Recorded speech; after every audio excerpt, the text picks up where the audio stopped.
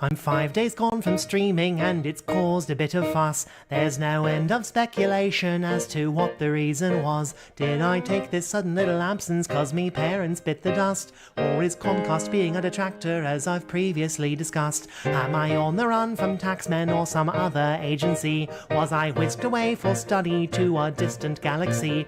Or has Tevin now decided that it's time to murder me? Or perhaps I'm being haunted by the vengeful ghost of tea? Did the demons in the corners seize the center of me mind? Did I have a mental breakdown and just leave it all behind? Am I walking on the freeway where I never dared to drive, with a plaintive thumb extended cause I'd really like a ride?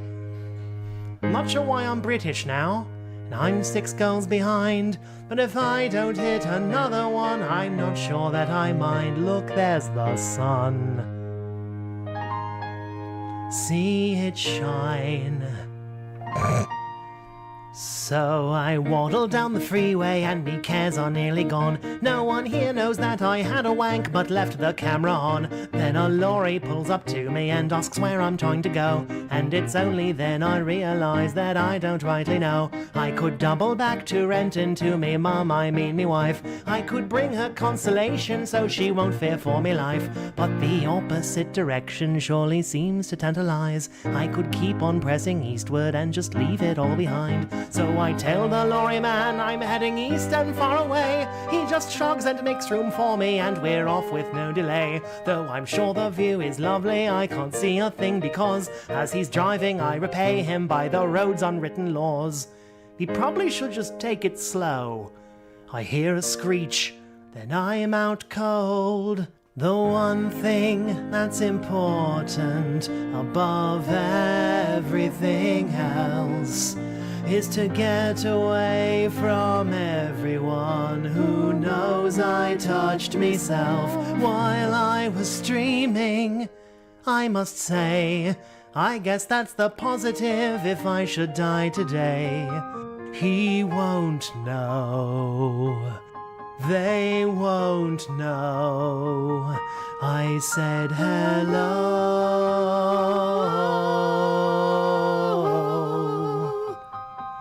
I've learnt that life can have meaning when you're 5 days gone from streaming.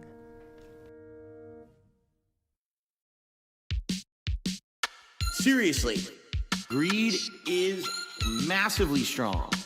I need subs, send me donations and subs. Give me the money. Okay? I have a 10-year plan in a business degree. No budget can contain the money flowing from me because I'm a bender, fam. I be dropping these G's.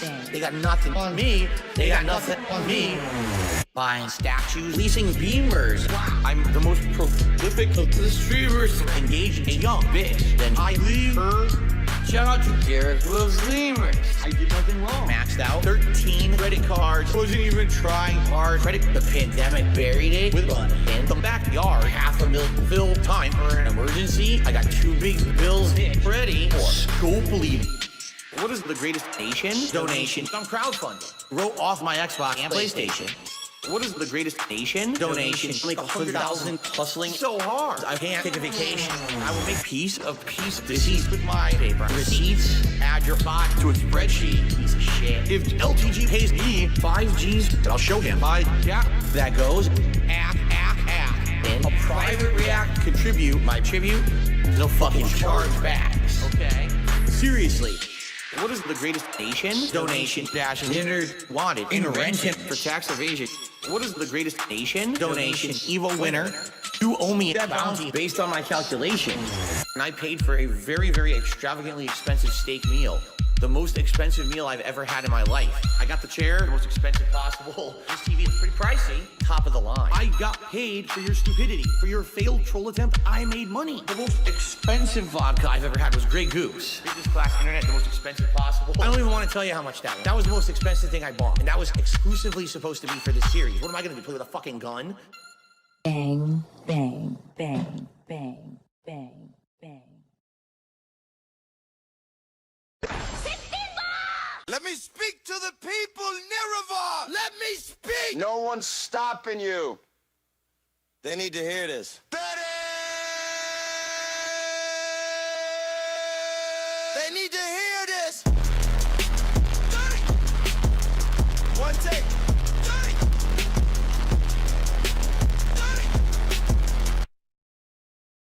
I'm not a big fan of Argonians.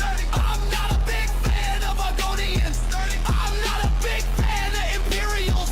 I'm not a big fan of the fucking lizards. Not a big fan, not a big fan of the farm tools. I'm not a big fan of the plasma. Not a big fan of the Outlanders. Not a big fan of the Outlanders. Not a big fan of Imperials. Not a big fan of the Red Guards. Not a big fan of the Red Guards. Not a big fan of the False Guards. Not a big fan of the False Guards. Not a big fan, not a big fan, not a big fan, not a big fan, not a big fan. Argonians, fuck Argonians. Not a big fan, not a big fan, not a big fan, not a big fan. Fuck Imperials. Fuck the Emperor. Fuck the Altmer. Fuck the Mages Guild. Fuck the Fighters Guild. Fuck Argonians in Morrowind. Fuck Argonians. Fuck the God Cheats in Morrowind. Fuck Argonians. Fuck the Empire in Morrowind. Fuck the N-Wasp. Fuck the Outlander in Morrowind. Fuck Imperials. Fuck the Empire in Morrowind. Fuck Argonians. Fuck Argonians. Fuck Argonians. In Morrowind. Fuck Argonians. Get the fuck out of Baltimore, you skooma smoking swit.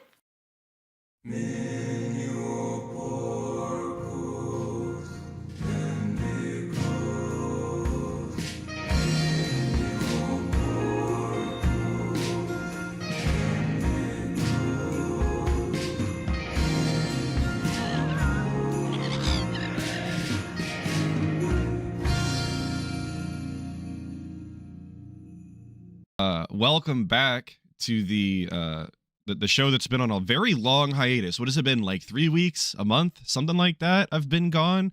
I hope all of you skooma smoking swits were entertained by somebody else while I was away, and you weren't just sitting around. That would be pretty shameful. Thank you to I don't know how to even pronounce that. Svarth of D2492 for the 10. Thank you so much. Saying urban style guards, not red guards. Well, either way, I don't fuck with them. Not a big fan of the Argonians or the Bossmer. I agree. I agree with the song entirely. Again, thank you all for showing up, though. I know it's been a while. The first week I was gone, it was snowing, and there was nothing I could do. And then the second week, I had to go to the airport because I actually went on vacation over not this week, but last week. I was gone the entire week. I was out of the country. I was the Outlander. I was the Enwa that was out and about smoking skooma. That was me, and I felt that way. But yes, I went out of the country. I went on my honeymoon. Okay, it was very robust and meaningful to me and the wife. I went to a couple of different countries. I seen the ocean for the first time ever. Never seen that. I didn't know they made water that color. I always thought people were lying when they made water that color in video games, that they were making up some shit. Nah, it's true. It really does show up like that sometimes, just not here. I had a great time on vacation, but I am glad that I get to be here now because so much has happened with the guy, and I really only have so much time on a Saturday to talk about it. And luckily, I came back for the Virtual Boy escapades, and just slightly after, we were whispering sweet nothings underneath the covers in bed with our wife to our best boyfriend, Wingo.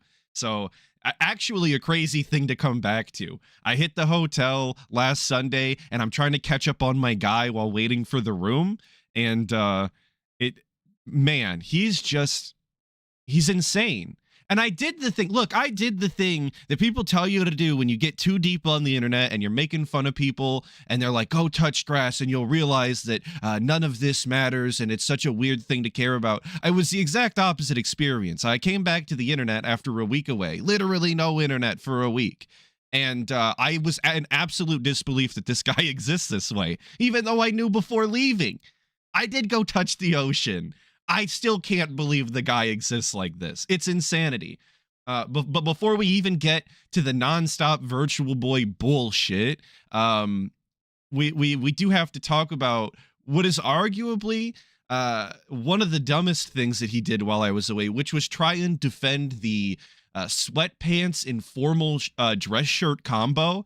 Now, I think any small child that is just dressing themselves for the first time would be able to put together a fit that is more cohesive, that makes any more sort of sense than what the guy does. But, you know, the guy does not have the mental capacities of a small child. They're much worse, whether it be his emotional abilities or his ability to put together any sort of cohesive thoughts. So here he is in all his glory. Gray sweats with the dress pants on. What a combo. I'm back. Okay. A few more minutes to build up the stream, then we'll begin. For the record, and I see Fear Monarch saying it right now in chat. I'm gonna get this out of the way. We did not go. We did not go to the Harry Epstein Island. That did not happen. I don't put that slander on my name. I won't stand for it. You'll never find my name in those books, in those logs. It ain't gonna happen. Don't do that to me. Thank you, Redbird, for the 18 months, saying welcome back, Atlas. You have a lot of 220 nonsense to catch up on. It's true. It's true, I do. The sweatpants with this dress shirt is nasty work. Nasty What do you work. suggest I wear in my house? It's the winter. Okay? I'm indoors. I'm not going outside, so I don't need like formal dress pants, jeans. What should I be wearing exactly? But immediately, though, that raises the question, why do we have a formal dress shirt on? I'm sorry, but if your shirt has buttons on it, I'm not convinced that it's like a casual lounge around the house style fit. I think buttons is too much effort for casual sitting around. Maybe this is the Zoomer in me. Maybe I'm too young to understand. But there is a whole host of other long-sleeved articles of clothing that he could have put on. Long-sleeve shirts, sweaters. Could have put on some like thermal underlining. Could have just walked around in that. That's fine. We could do a hoodie. Nothing? Maybe would you like nothing? I like that everyone criticize, and then like, well, what are you supposed to wear then? What the fuck are you talking about?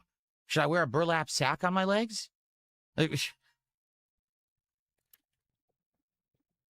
and I did speed up all of the silence because he spends ages hunting in chat. Criticism. Would I wear shorts and a long sleeve shirt? No, that's counterproductive. If you're wearing shorts, you're trying to stay cool. If you're wearing a long sleeve shirt, you're trying to stay warm. That combination doesn't fit. If I'm wearing long pants and a long sleeve shirt, it matches. And I would have agreed with this sentiment that you cannot wear shorts and a long sleeve shirt or like a hoodie with shorts. I would have agreed with this. When I was a small child and couldn't understand the concept that your arms might just genuinely be colder than your legs, they retain heat differently. It could be vice versa, depending on your makeup. The idea that DSP can't fathom this, I think, just goes to show you how dented he really is about other people. Personally, like he just doesn't understand. Because shorts with a hoodie combo, low-key might be the move depending on the current weather. As a Midwest enjoyer myself, sad to be gone from the ocean, to be honest, but as a Midwesterner, sometimes it's like that. Sometimes it's your arms. Your legs can actually tank quite a bit of cold if you let it. Just want to say something for the sake of me responding, but you have no point at all. You're just an idiot. Just face it. You're just insignificant. Someone in chat wearing a button-up shirt right now like DSP. Banned? Get him out of here. Anyway. Hunting for more people to respond Calling a to. viewer insignificant is wild. Well, they're an idiot. They're an insignificant idiot. it doesn't matter if you're a viewer or not. If you're an idiot, you should know that you're an idiot. I don't care if you're watching the stream or not. If you're dumb, you're dumb. You know. I hate to tell you this. This is true, but a lot of people don't get it. Observation of facts can Right. never be offensive. Well, and that's some really I'm 13 and this is deep, like Reddit edgelord type behavior here. The idea that you could say something that is factually true and it cannot be offensive to somebody, just objectively cannot be offensive, is insane. I mean, if that's the way that he wants to run, I guess that's fine. I'm willing to agree to those terms, but that makes a lot of the complaints that he has about detractors completely get thrown out the window instantly. Basically, everything that anyone has ever said about DSP becomes a non-issue, and we can just move on positively. So, yeah, exactly. His wife's calorie status is one of those things. She's objectively fat. It's an observational fact. You can just look at her. But nobody's supposed to mention it because she's sensitive and she can't handle it. She's not cut out for it and all that other bullshit. But it's Tevin's fault, right? Shout out Washed Frank for the 5, saying button-down sweatpants is a certified nursing home fit. It's true. I didn't even think of that. I did work as a dishwasher at a nursing home for a little under a year, and that is what they wore. You are not fucking wrong. Absolutely. Observation of a fact cannot be offensive. You can be offended. You do have to be able to rizz up all the grannies at your local nursing home if you are a resident yourself, of course. If you're sensitive, but It's you can't important. actually be to be offensive. You're essentially going too far with something that you're saying and being unfair. Then it's offensive. But if you're literally just observing something, like for example, if someone weighs 700 pounds and I say you're your wife. overweight, that's not offensive. That's a statement. Right. Do you Right. see? So for this guy to say something stupid, like to wear sweatpants with this shirt is wrong, and I say why, and they can't even justify what they said, they're stupid. You know, you said something just for the sake of saying it to be heard, to feel like you have a voice. Well, you do, but if you're stupid, your voice just embarrasses you. See, but he's already lost the fucking plot here because we've already changed the idea. We've already changed from the idea that it's an objective, observable fact, and therefore you can't get offended by it, to you're unable to justify it specifically to DSP, who has the most arbitrary fucking expectations possible, and that's completely subjective. If you can't justify it specifically to him, then you are stupid. There's no way around it. It's just not the same thing. Not at all. We've completely lost the plot. See? This has turned into whatever I need the narrative Jeff, to be, what's as it going on? always I'm not in a bad does. mood, actually. I'm ready. I'm ready to have fun tonight. You know, I am. I'm ready to have fun. Just people are stupid. I don't know what else to say. I mean, we can all agree that there are people out there that are stupid, right? There's nothing wrong with saying that. They are. There's a lot of dumb people on this planet, actually. And, you know, there's not much you can really do about it. You can't educate them all, and certainly you can't teach them to all, like, keep their mouths shut if they don't know what they're talking about. They just want to flap their gums. They feel more important if they get heard saying dumb stuff. Don't Actually ask talking why, about but himself. they do. 100% this is projection. I mean, I hate to agree with the guy. I really do. Not all of his opinions are the worst thing that's ever been said. He does make it difficult to agree with him. But it always turns out that when I do agree with him, he's actually just describing himself thoroughly. Vogel Vike, I don't care that Which you're a isn't content the best creator idea. either. Like, I don't care you're a creator. I don't care that you're a viewer. You're stupid. What you said was legit dumb, and I have the right to factually observe it as stupid and then publicly embarrass you for it because you said it in my chat. The lesson I'm trying to teach you here, Vocal Vike, is it very simple. The lesson I'm trying to teach you, okay, Grandpa, I understand. You didn't like the thing that I said, and now you're going to try and berate me. Why does he feel inclined to try and teach somebody in chat a lesson about what they typed in chat? It's such a waste of fucking time. It's so up his own ass. If you have a Jesus dumb thought, Christ. keep it in your head. Don't vocalize it and don't type it in Grandpa the chat. maxing, exactly. If you have a stupid thing you want to say, keep it to yourself because all it does is embarrass you. Does that make sense? Advice DSP's been receiving for over a decade.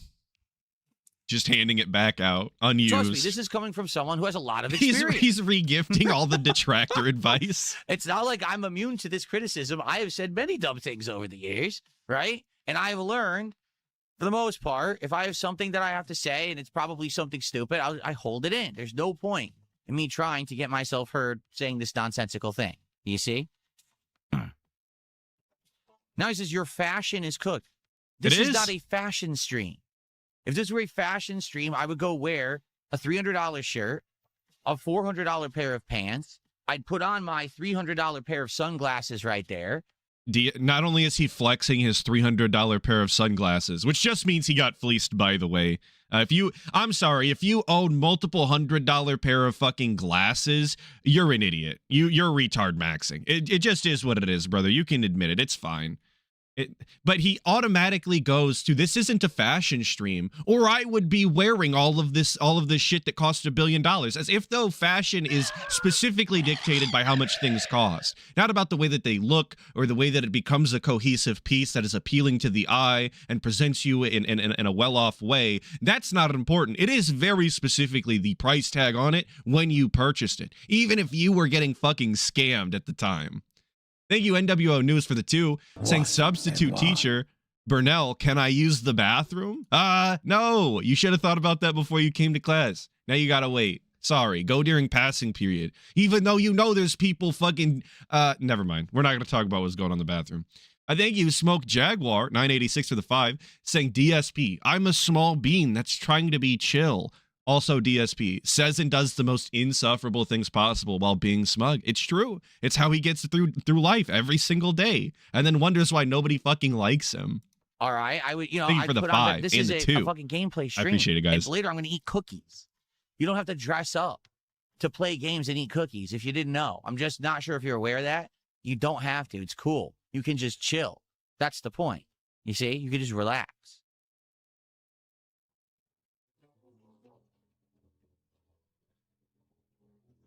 Okay. I'm chilling. I'm relaxing. I'm waiting. Exactly. Aaron says that's just way too much money to waste on those clothing anyway. You're right. That's true. If you actually... So what does that say about the sunglasses? Wait a minute, Phil. You glanced over that. If it's too much money for the clothing, what about the fucking sunglasses that arguably do less? Like at least a $400 shirt covers your nips up, buddy. Puts your tits away. What are the fucking glasses doing for you? When maybe the sun is out, the one time a week you go outside, you might wear them. I doubt it, but he might. Come on. Like a real reason to spend on that clothing, right? You would have it. I don't. Like, why would I be spending that much money on clothing? I don't, right? Okay. So there was that.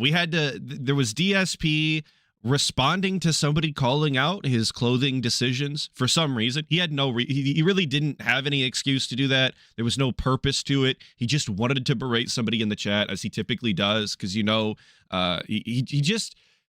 enjoys the toxic content, regardless of what he says otherwise, all of the time about how he's a chill and fun guy. He loves being toxic. He was looking for an excuse to yell at somebody. And speaking of looking for an excuse to yell at somebody, we're going to go right into the entire call with Wings of Redemption, which originally I didn't think I was going to enjoy nor watch. Okay, when I heard about it, I originally heard about it from DSP the day after on the pre-stream. I saw the clip, and the way he described it, I was like, oh, it's kind of a nothing burger. I'm not going to find it all that entertaining. And then when I actually watched the call, I was in complete disbelief. I couldn't imagine a grown man sounding as drunk and pathetic and sappy as he does, whispering into the microphone sweet nothings at Wings of Redemption. It's so embarrassing. I was, again, just mouth agape in disbelief.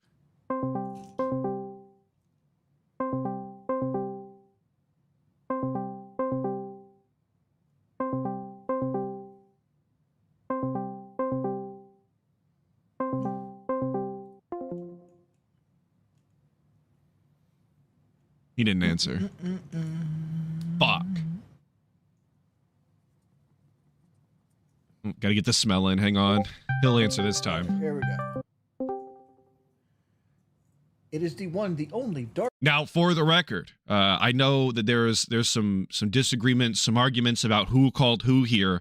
To me, it kind of seemed like Wings of Redemption just called DSP, didn't get an answer, and then DSP called him back, and then obviously Wings answered. So, for the record, the call that did go through and was recorded does seem to be as though it was made by DSP to Wings of Redemption. Now, it didn't start that way, but that's the way it ended up. So DSP can fucking choke on it. Side Phil.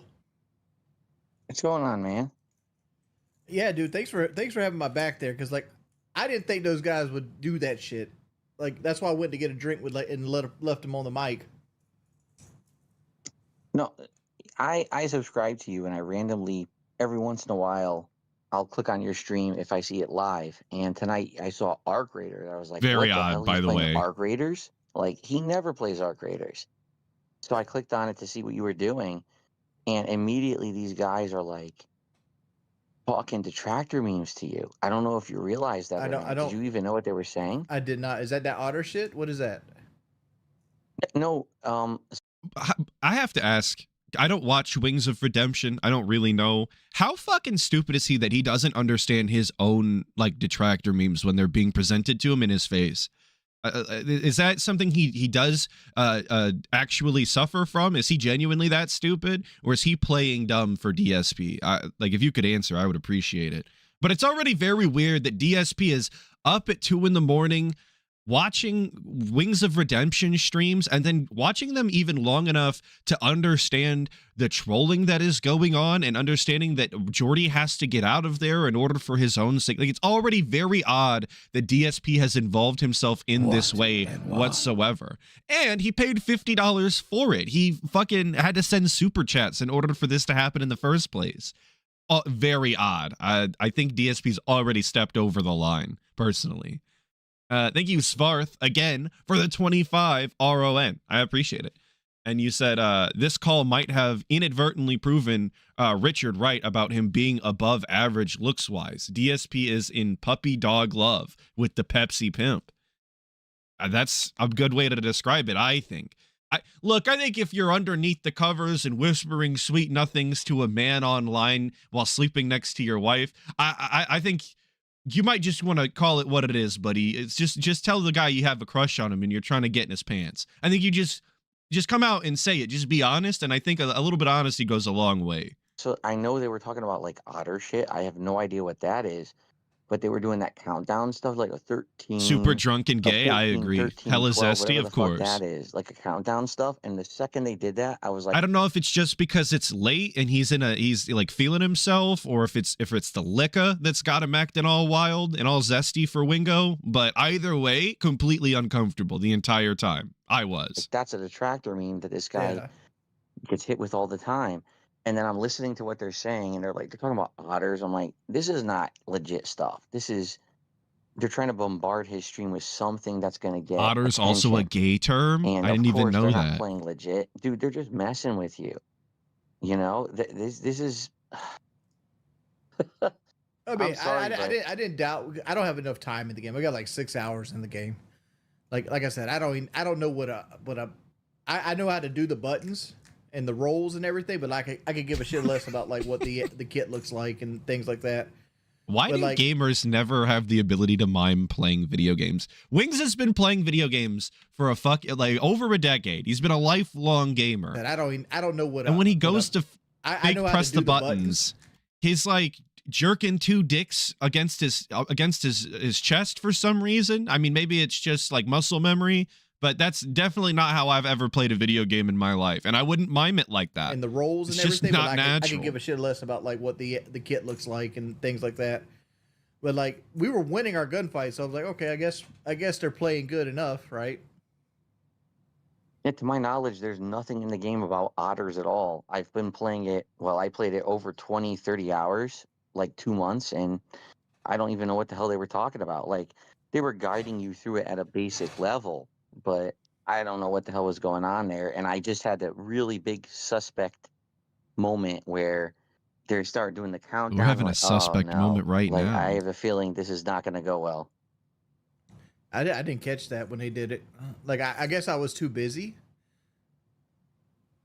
Yeah, All right. and you will be because you don't know what's going on. You know, you're in a world you're not used to, a gaming world that you're not adjusted to. And So I was also I'm not trying to be I surprised. was also trying to be funny while playing.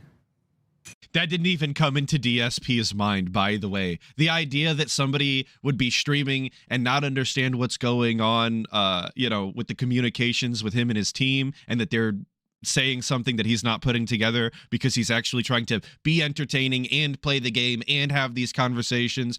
DSP has never done that. He can't fucking fathom that. It was simply, as far as DSP was concerned, it was simply because he was playing a new game. He was totally distracted because that's how DSP works. When DSP plays a new game, he literally cannot think about anything else or even try to be entertaining. And he thinks that every other gameplay streamer is the exact same way. Right. So, dude, how you doing, man? I mean, honest question. Like, how are you doing? Because And now we're off the rails. I only see you from like a weird perspective of I don't watch your content all the time. We called to save Wings from them saying the hard R on his stream, and now we're asking, how you doing, man? In the drunkest, sloppiest way possible. Just completely, like, mask off. Like, we just need a friend to talk to at this point. Drop all pretenses.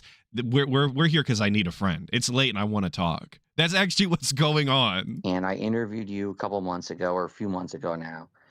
I hope you're doing well. Or like genuinely, I mean that. Like I've gave up soda at this point, and I'm kind of down because like I've not seen the numbers on the scale to reflect me giving up soda. Yeah, I gave up soda too. It's and like pretty every tough. time I talk about it in the chat, it sucks because everybody becomes a nutritionist. I'm a soda fiend. And everybody tells you how to do something the best way to do it. You probably deal with the same thing in your chat, and that sucks because like I want to use the chat as like a dear diary. Whereas, like, I just want you guys to listen and let me be a I need y'all guys to be a therapist. I don't need nutritionists right now. Awful. Terrible idea. Wings, if you ever see this, if anybody ever tells you that, don't do that. Please don't treat stream as a therapist. This is not a Dear Diary type situation. People are ruthless. They hate you. This is a terrible idea. You will not win off of this. That's so fucking stupid. I can't believe anybody would still have that idea. Like, it's a good one. Oh, I'm going to tell everyone and I'm going to tell everyone my business. I'm going to, and I've seen it in other creators. They want to vlog. They want to give away information that leads to their fucking docs information being made fun of ruthlessly. Just don't do it. Why would you want that to be the situation that you find yourself in? It's so dumb. Thank you, egg-shaped money whale, for becoming a member. I really appreciate it. And Flag Chan for the 10. Saying my favorite part is on stream the next day. He was like, no, I had to save Wings, guys. He needs me. Kill a god? He is so in love with Wings. It's true. It is true. And we're going to watch that too. And thank you, Sergeant Fambro, for the 11 months saying big ups. Big ups to you. I really appreciate it. Thank you, thank you, thank you. And that sucks because that never works. That just makes me look like an asshole most of the times. Dude, I'm going to give you credit at least for trying to quit soda. If you have actually legitimately done that. I've legitimately quit. Like I've got Crystal Light in my hand right now. Like that's what I wanted to get. Dear Diary, like I wanted the sugary so fucking bad. It's like Mio. It's like it just flavors water. Yeah, oh, I know. I've had Crystal Light before. I used to drink the one that had the caffeine boost too. So I was having it as like a double supplement to replace sugar and energy drinks as well, or like soda. Camera's shaking off the goddamn rails. Oh my God. That's the first step. That's the sugar, the sugar supply to your body. That I should have put like a stabilization effect on this so it didn't do that. My bad, guys. I listened to this audio style. I didn't realize fucking Wings was shaking his camera around like crazy. You do not need, and you can, obviously, within a month you're losing weight just because you switched what you're drinking on a daily basis. Yo, big up Sergeant Fambro for the 10 gifted. Thank you so much. I really appreciate it. Thank you, thank you, thank you. So, well, good for you on that. I was down 8 pounds, but like, I don't know. Like it's. No, I know, dude. I know. It fluctuates on the scale. Like the problem is. No, I is, get like, it, buddy. I know. I get it. I understand. There could be you. like, and I don't want to sit there and make excuses, but like, my what's that shit called? That diabetics have to. My insulin levels could be up which I'm not a diabetic, by the way. I'm not a diabetic at all. Not a But, you know, my insulin diabetic. level- Got to get out in front of that one. But before people start saying I'm diabetic, I'm not. levels could be up, and just because my insulin levels up means I won't lose weight. Yeah, you're gonna make initial changes. You're gonna see success right away, and then it's gonna stop, and then it's gonna go again, then it's gonna stop. You know, I get it. In my opinion, the first thing you're doing is the right thing, but you know as well as I do, there's so much more that has to happen after the initial drink stoppage. And the Yeah. thing is, for you, you're under so much stress all the time. And I hear you. I hear what you're saying. I see what your detractors say about you. Oh And my God. It's not even you know, that. It's you're- not even you're- that. There's that. An actual therapy session. I understand you. I get what you're going through. You're under a lot of stress and you have to perform all the time. I get it, buddy. I get it. Thing that I talked about with you privately, that's stressful. I don't know any other way to describe it other than embarrassing. Like, you could not get me to behave this way with another man against my will in any capacity. Like, waterboarding is not going to get this result out of me. And DSP's doing it for free in the middle of the night because he wants to. Publicly. Oh yeah, dude. Yeah. And then the thing is, we're all through this. Like, anyone on the internet who is a public face constantly has so much going on that people don't understand. They don't It's get so us. much stress. They're not like us. They wouldn't understand the life we live, Wings. Me and you, we're like kindred spirits in that way, you know? We're so similar. Our stories line up so exact. You don't ever feel like I've always put it like this way. Like, if I was to, like, let's say our job was a regular job. Say we're doing like Excel spreadsheets, right? And to put it apples to apples, like every time I'd go to click on an Excel spreadsheet box, someone would take my mouse and move it 5 feet to the right. Nice. That's Marble what it mouth feels that like one. to do this job with the level of like scrutiny that me and you both get. There's a lot of people. We're not by ourselves in this, but it feels like there's always somebody trying to move the goalpost 5 feet every time you go somewhere, so you never can get ahead because of that. Yeah, and it doesn't matter when you get to the That kind of takes away all of the responsibility on fucking Wings, doesn't it? And which, of course, DSP just agrees to. He goes, yeah, that's exactly what it's like, man. I agree. Like it's anybody else's fault that Wings said all of the things that Wings has said. I'm not going to get into all of them or any of them, really. It's everybody else's fault that Wings pushed his wife down in front of the entire internet, and now he's getting clowned on for it. Like, there's got to be some sort of responsibility there.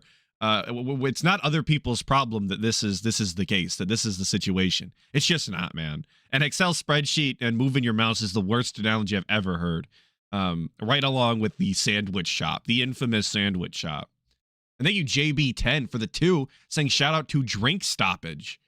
Yeah, I'm going through my own drink stoppage, and I'm not having fun at all. I agree. I have to agree with Wings. I want my sugary so fucking bad. level that we're both at, where you have so many people who are micromanaging every single thing you do. They're analyzing every single thing you say and how you do it, every mannerism that you move on camera, right?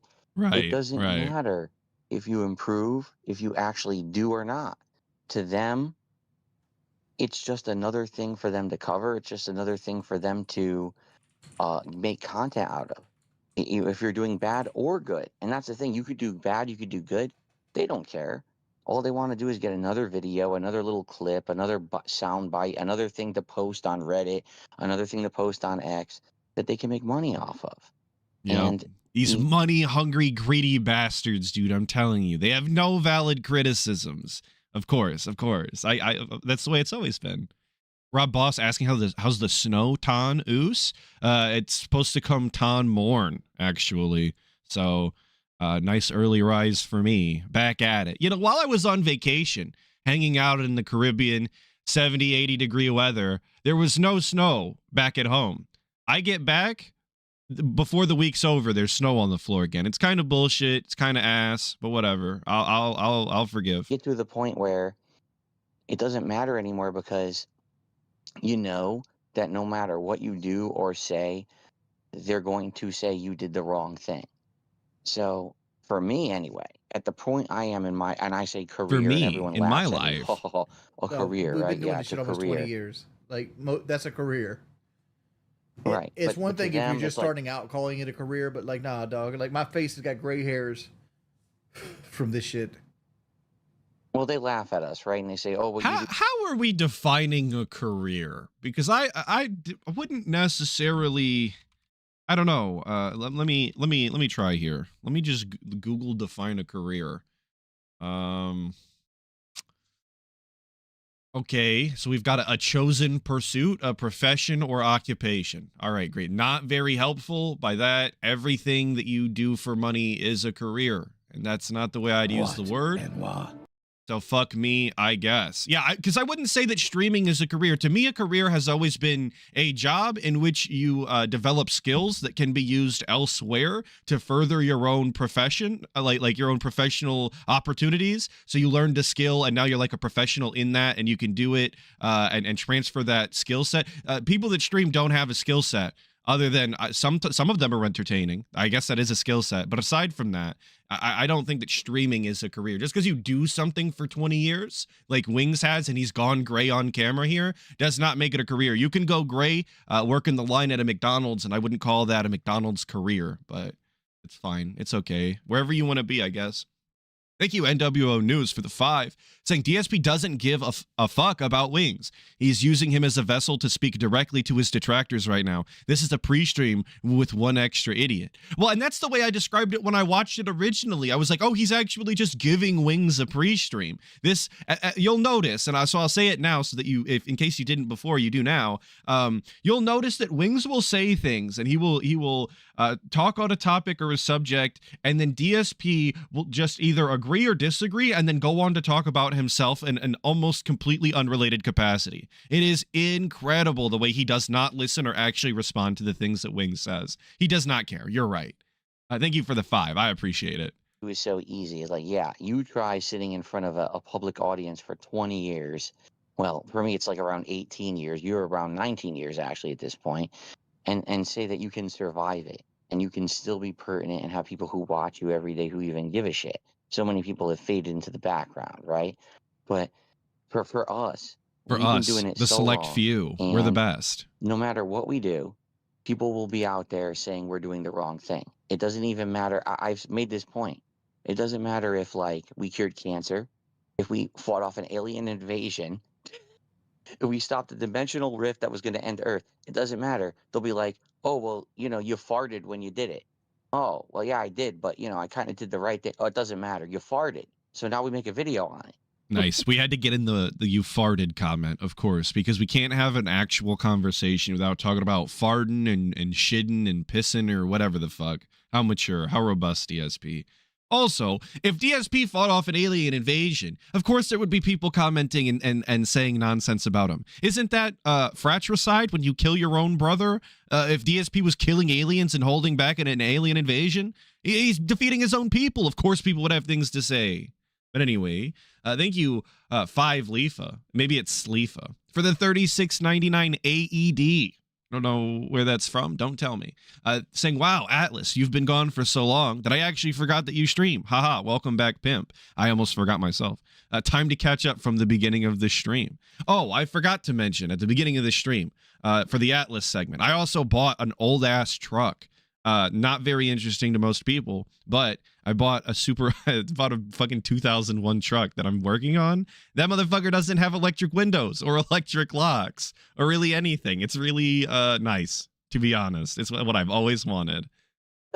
Speaking of being gone, sorry, we'll get back to it. So that's the thing. It doesn't matter what we say or do. These people will always make a buck saying we did the wrong thing. So who cares? I don't care anymore. I really don't. I don't even care anymore, dude. I'm just calling you at 2 a.m. and telling you all about it, but I don't even give a fuck, dude. The people who are there every day, See, who like who I am, it's like you're who like there. what I did. I'm just burned out. Like, oh, I hear you. I'm just burned out. Oh, I know that, dude. Dude, you're playing Arc Raiders tonight. I'm like, what is this guy doing? I know he hates this game. Because people are like, oh, you got to do new stuff. You got to do new stuff. And like, yeah, like what I like playing hasn't led to a lot of success, right? So like, it's like, all right, you want me to play Arc Raiders? Arc Raiders is the biggest game. Because I was making the point, like Burnt Peanut doesn't do much more than I can do, right? Like he just makes fun of people while playing Arc Raiders. I do the same thing on Red Sect, and I was trying to prove a point. Like I could get on Arc. It's very odd to me that both DSP and Wings have the same like fault where they're both unwilling and incapable of doing something outside of their comfort zone on stream, even though it's still just playing video games. Like it would be one thing if they wanted them to do IRL stuff and they don't do that. They're not comfortable doing that. It's not a type of content they want to do. Sure, whatever. But the idea that these Let's Players, that these two gaming streamers are so unwilling to even try and play some of the new hottest games that are absolutely popping off in their industry, their field of work, they're just completely unwilling to even engage with them is crazy to me. As if playing Arc Raiders is any different from playing the numerous other multiplayer PvP games that they've played in the past. I don't think that they needed to be held up on a pedestal for finally giving in and trying the thing that everybody else has been playing for a months in a row now. Thank you, Penitent Sin, for the 23 months, saying, I didn't need to know that Phil talks to Wingo in the Jasper voice when he drunk dials him. Well, now you do. Now the whole world knows just how sultry DSP actually is when he's talking to people late at night. And also to Jasper, I guess. Raiders and be just as entertaining. You have to deal with Wings the same way you deal with Jasper, with kid gloves. As Burnt Peanut.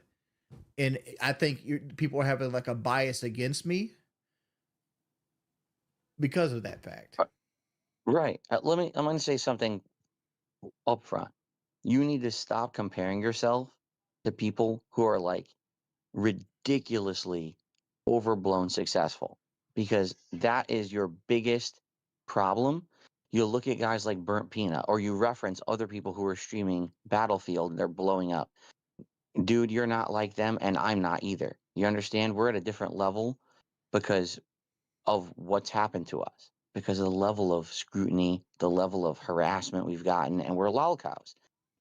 But okay, but everybody is susceptible to the same criticism. Like it's not as though big famous streamers can't become lolcows, as if they can't do enough bad actions, they can't say enough unlikable things to put them in the same situation. It's a very slippery slope. There's a fine line here that really anybody could fall beneath and become a lolcow if you engage enough. So I don't really understand this idea that you can't compare to yourself, you can't compare yourself to people that are more successful than you. That's I think a loser's mentality, in all honesty. The idea that you can't look at people more successful because you're not like them, you're totally different. I think that's getting rid of too much responsibility on behalf of the lolcow, and they really need to do the opposite. Not that we want to be, but we are. You cannot look at guys like them and be like, oh, yes, well, iDubbbz and Dr. Disrespect are both a good example of content creators that were liked and did enough shit to become unliked and even lolcows. Yeah, exactly. Prime examples. I could do what they do. It won't work. You could. I don't know what Dr. Disrespect does now. He probably still has a fan base. iDubbbz, not so much. Okay? What we have to do is we have to find a way to appeal to an audience that actually cares about guys of our stature. And I think it's taken a long time, right? I've made tons of mistakes over the years, but I think I have done that. I've found an audience that likes who I am. DSP sucking his own dick. That I do it, and I'm happy. And it took a long time for me to say that. Like, that's actually hard for me to say that. I'm happy because I'm not big. I'm not rich, but I'm happy doing what I do every day. Crazy out of context, by the way. He's happy that he's not big. Very cool, very robust, or I guess lack of robustness. And a lot of people don't believe me when I say that. Maybe you don't even believe me when I say that. But I actually genuinely am happy with the content I put out. But I can't settle for that, though. I can't just be satisfied, on 2 or 3 whales making, the same amount of money. I can't do that. I want to be more popular. I want to be liked. I want to make good content for a plethora of people. Heaven forbid Wings actually want to be a real entertainer. I mean, not that I think he's very good at it or that he's going to find a bunch of success, but at least he has the mentality that he wants to be better. where DSP is essentially trying to lull him into being just completely satisfied with his lot in life and trying to make the best of it. Because that's what DSP did. He just fucking gave up and said, well, I guess I got to make this whale shit work. I guess the 5 people that actually enjoy my content, I just got to con them into supporting my entire life. And then he did. It's not even about getting rich. Like I got a wife that had thyroid cancer and it could come back any day. So like I have to save for the future. Like there's going to be no. Okay. You know, I she's going to understand get what sick you're saying, again. dude. I totally understand what you're saying, but I want you to understand something. When I say I'm You're happy, wrong. it doesn't mean that I'm happy and I'm poor. Yeah. I'm It means happy and I'm happy poor. and I'm doing good too. Say Like it I'm in the louder. best position of my life financially, and things are going good. And now we're flexing. This was always the MO here. We were always going to prop ourselves up and flex on Wingo. And we're just doing it in the most shameless way possible. Now, Wings, before you get any kind of ideas here, when I say I'm happy, I'm not happy and broke. I'm happy and rich as fuck, okay? I'm better off now than I've ever been in my entire life, okay? And I know that you're worried about money and you're worried about your streams not doing well, so this probably isn't helping. But just know that I'm actually doing extravagantly. I'm living the high life. Thank you, NWO News, for the 5, saying I've never once in my life ever had to say out loud or tell another person how happy I am. A truly happy person would possess such aura. I agree. You can tell by the way that they hold their face, by the way that they talk, the inflections that they use, the passion that they come with. You can tell when people are happy. And DSP basically never has any of that ever. The happiest he ever gets is when he's berating people on his stream and calling them idiots. When he's yelling and ranting about the detractors and felting them and saying all sorts of rude things about them, that is when DSP is his happiest. And you can tell by the way that he is moving, by the way he talks. It's the most energy he ever has. Even though my detractors say the opposite, NWO. which I'm sure they're all analyzing our talk right now. Because they like put you on fucking live stream fails the other day because you had a $20 session with Call of Duty. It's like, this sucks, right? It sucks to make $20 after you play a game you hate for 3 hours. It's like, well, I just wasted my time doing this. Yeah, but they're because I made $20 playing Call of Duty. Actually, after I made $50 on a podcast, and then I made $20 after I quit Call of Duty, and then I made ad revenue on that, and then I made Kick revenue because I'm part of the Kick Partner Program. Do you see what I'm saying? Mm-hmm. Like, what they're saying is bullshit. I didn't make $20 on a stream. I haven't made $20 on a stream in like 10 years. He made $20 for the gameplay, which I said this the last time we were here, which was a while ago now, so I'll say it again. It's DSP that decided that we break up the stream in all of these weird segments to try and figure out what is and isn't successful on the stream. It was his idea to start telling people, we only got X amount of dollars on the gameplay. We haven't received any sort of support since I started playing games. You guys must not like this game. I shouldn't keep playing this. That was all his idea. We are playing by the rules that he designed ages ago, and now we're trying to flip the script. That way, now that the narrative can be defined in such a way that we can seem successful a different way, that's the way that it has to be now. But that's they got a little snippet of where you complained about Did it. he just flex ad revenue? He did. Utilized it. Exactly. That's absolutely right. And that's what they always do. So I'm happy and I'm doing good. I want you to understand that. Like, I'm doing well financially.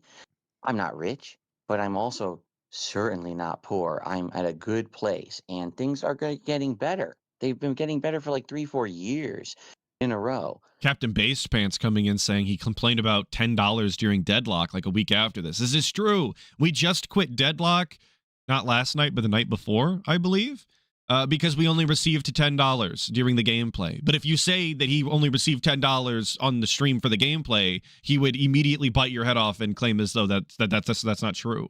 And funny because people look at views, right? And I know you too, right? You look at your channel, you look at views, and you say, "Oh God, the views, views." It's not about the views. I want the views to trend upward. Like, I want to feel like I'm gaining somewhere. I hear you, because when everyone on YouTube looks at things like sub count and they look at view count and they look at that, honestly, someone actually sent me something look at the a couple money years ago, and it kind of changed my whole mindset. They sent me something that was like how to make a great living if you have a business that has 1,000 happy customers. And I But he doesn't have 1,000 happy customers. Neither does Wings. They don't pull in 1,000 viewers. Those are your customers. read it, I was like, this makes so much sense. It changed my mindset. If you just have 1,000 people on this planet who like you You and want to don't? keep supporting you, that's way more important than having a ginormous, insane, viral amount of people who join you for a few minutes a day and then leave.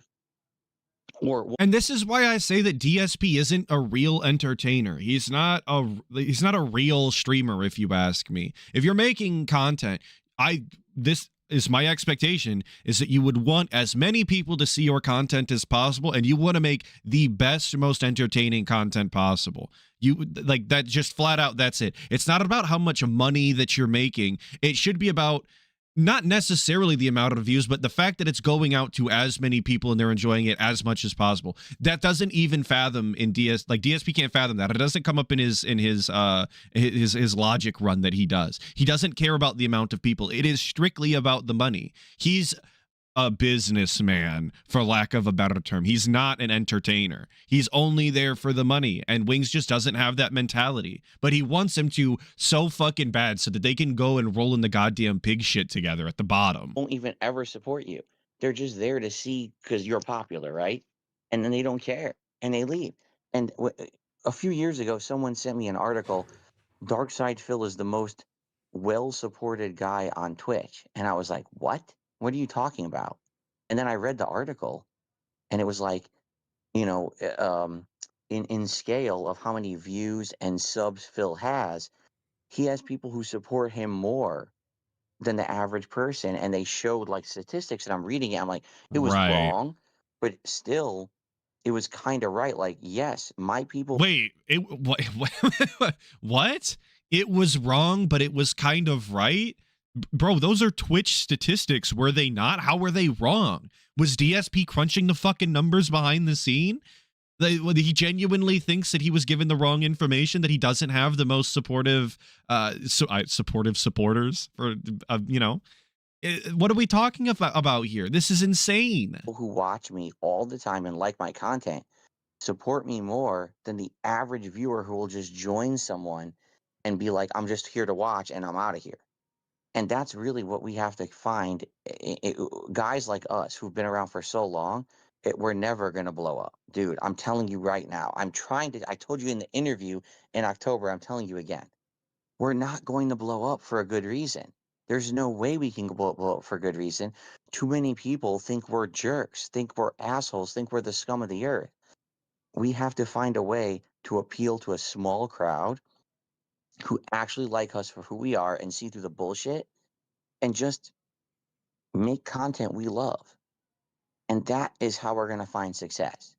And I think you can. But Wings likes making content that people watch. That is the content that he loves to make, things that entertain people. Again, DSP just can't get it through his brain. It's all about the money for him. The content he loves to make is the content that brings in the whale dollars. That's it. That's all that matters. Do it. And there's really, I'm not going to sit here and pretend as though DSP or Wings of Redemption are ever going to get any sort of positive blow up. That's probably not going to happen.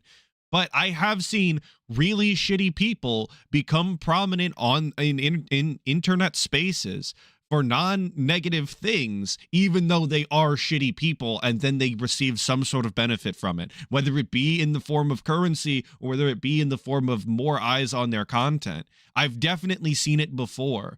The internet remembers forever, but they don't really remember forever. But DSP's just resigned himself to being, again, just the bottom rung on the ladder, just rolling around in shit and wallowing in all of his whale bucks. That's what he wants everyone to do. I'm changing my methodology. I'm playing more indie games. I'm doing a variety of content. I know you can do it. In fact, you know what? I'm going to say this publicly because everyone's listening to this. I know you can do it. It's just tough. Also, completely acknowledging the fact that this is on record, as they would say. acknowledging that this is completely public and this is being recorded and then still doing it is crazy to me. At first, I thought that he was unaware it was being recorded. And then you get to this part where he knows and he's still doing the weird voice. He's still doing the therapy session just publicly for everyone. Buddy, he's got no shame. No grown man should ever find themselves in this situation, especially for the entire internet to watch. Oh my God. Because you're going to have so much against you. You're going to have so many people saying you can't do it because, oh, look at all these failures that Jordy has had in the past. No, you can do it, dude. I know you can. I have Yeah, confidence Wings, in you you're that you can do someone it. Like, I've who just found the way to do it, but it's not going to be playing a game you know you hate, having these assholes join your party, and dumping the N-word, you know, and that's not your fault. But it's not your fault. Bro, They played clips of they will you use it saying the against me N-word. hard. Even though there's entire videos on YouTube where it just spouts off that YouTube has movies hosted on their website that they'll ban you for. I don't know. right, that's right.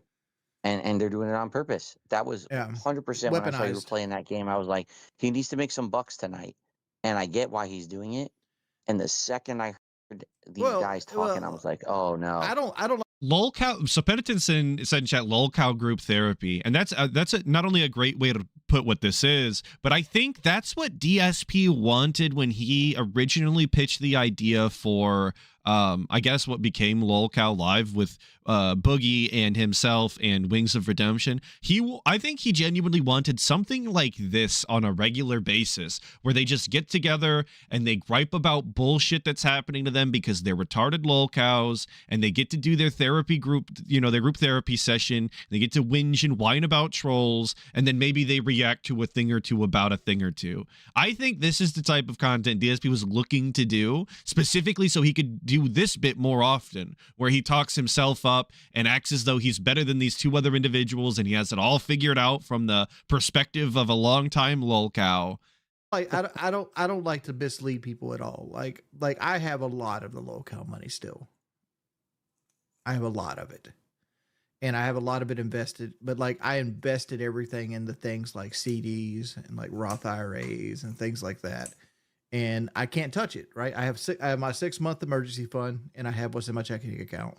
And I try to balance my life around making a certain amount of money every month to make sure I can put money away for my retirement, emergency funds, and pay my bills, right? And still live like comfortably.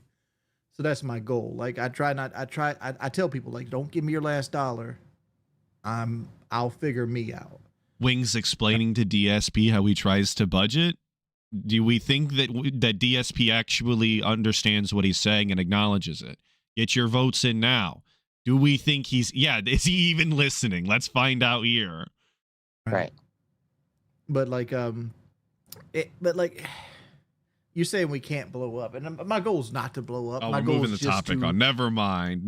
be sustainable, right? Like I'm not looking to be Burnt Peanut with 75,000 users making $600,000 a month, right?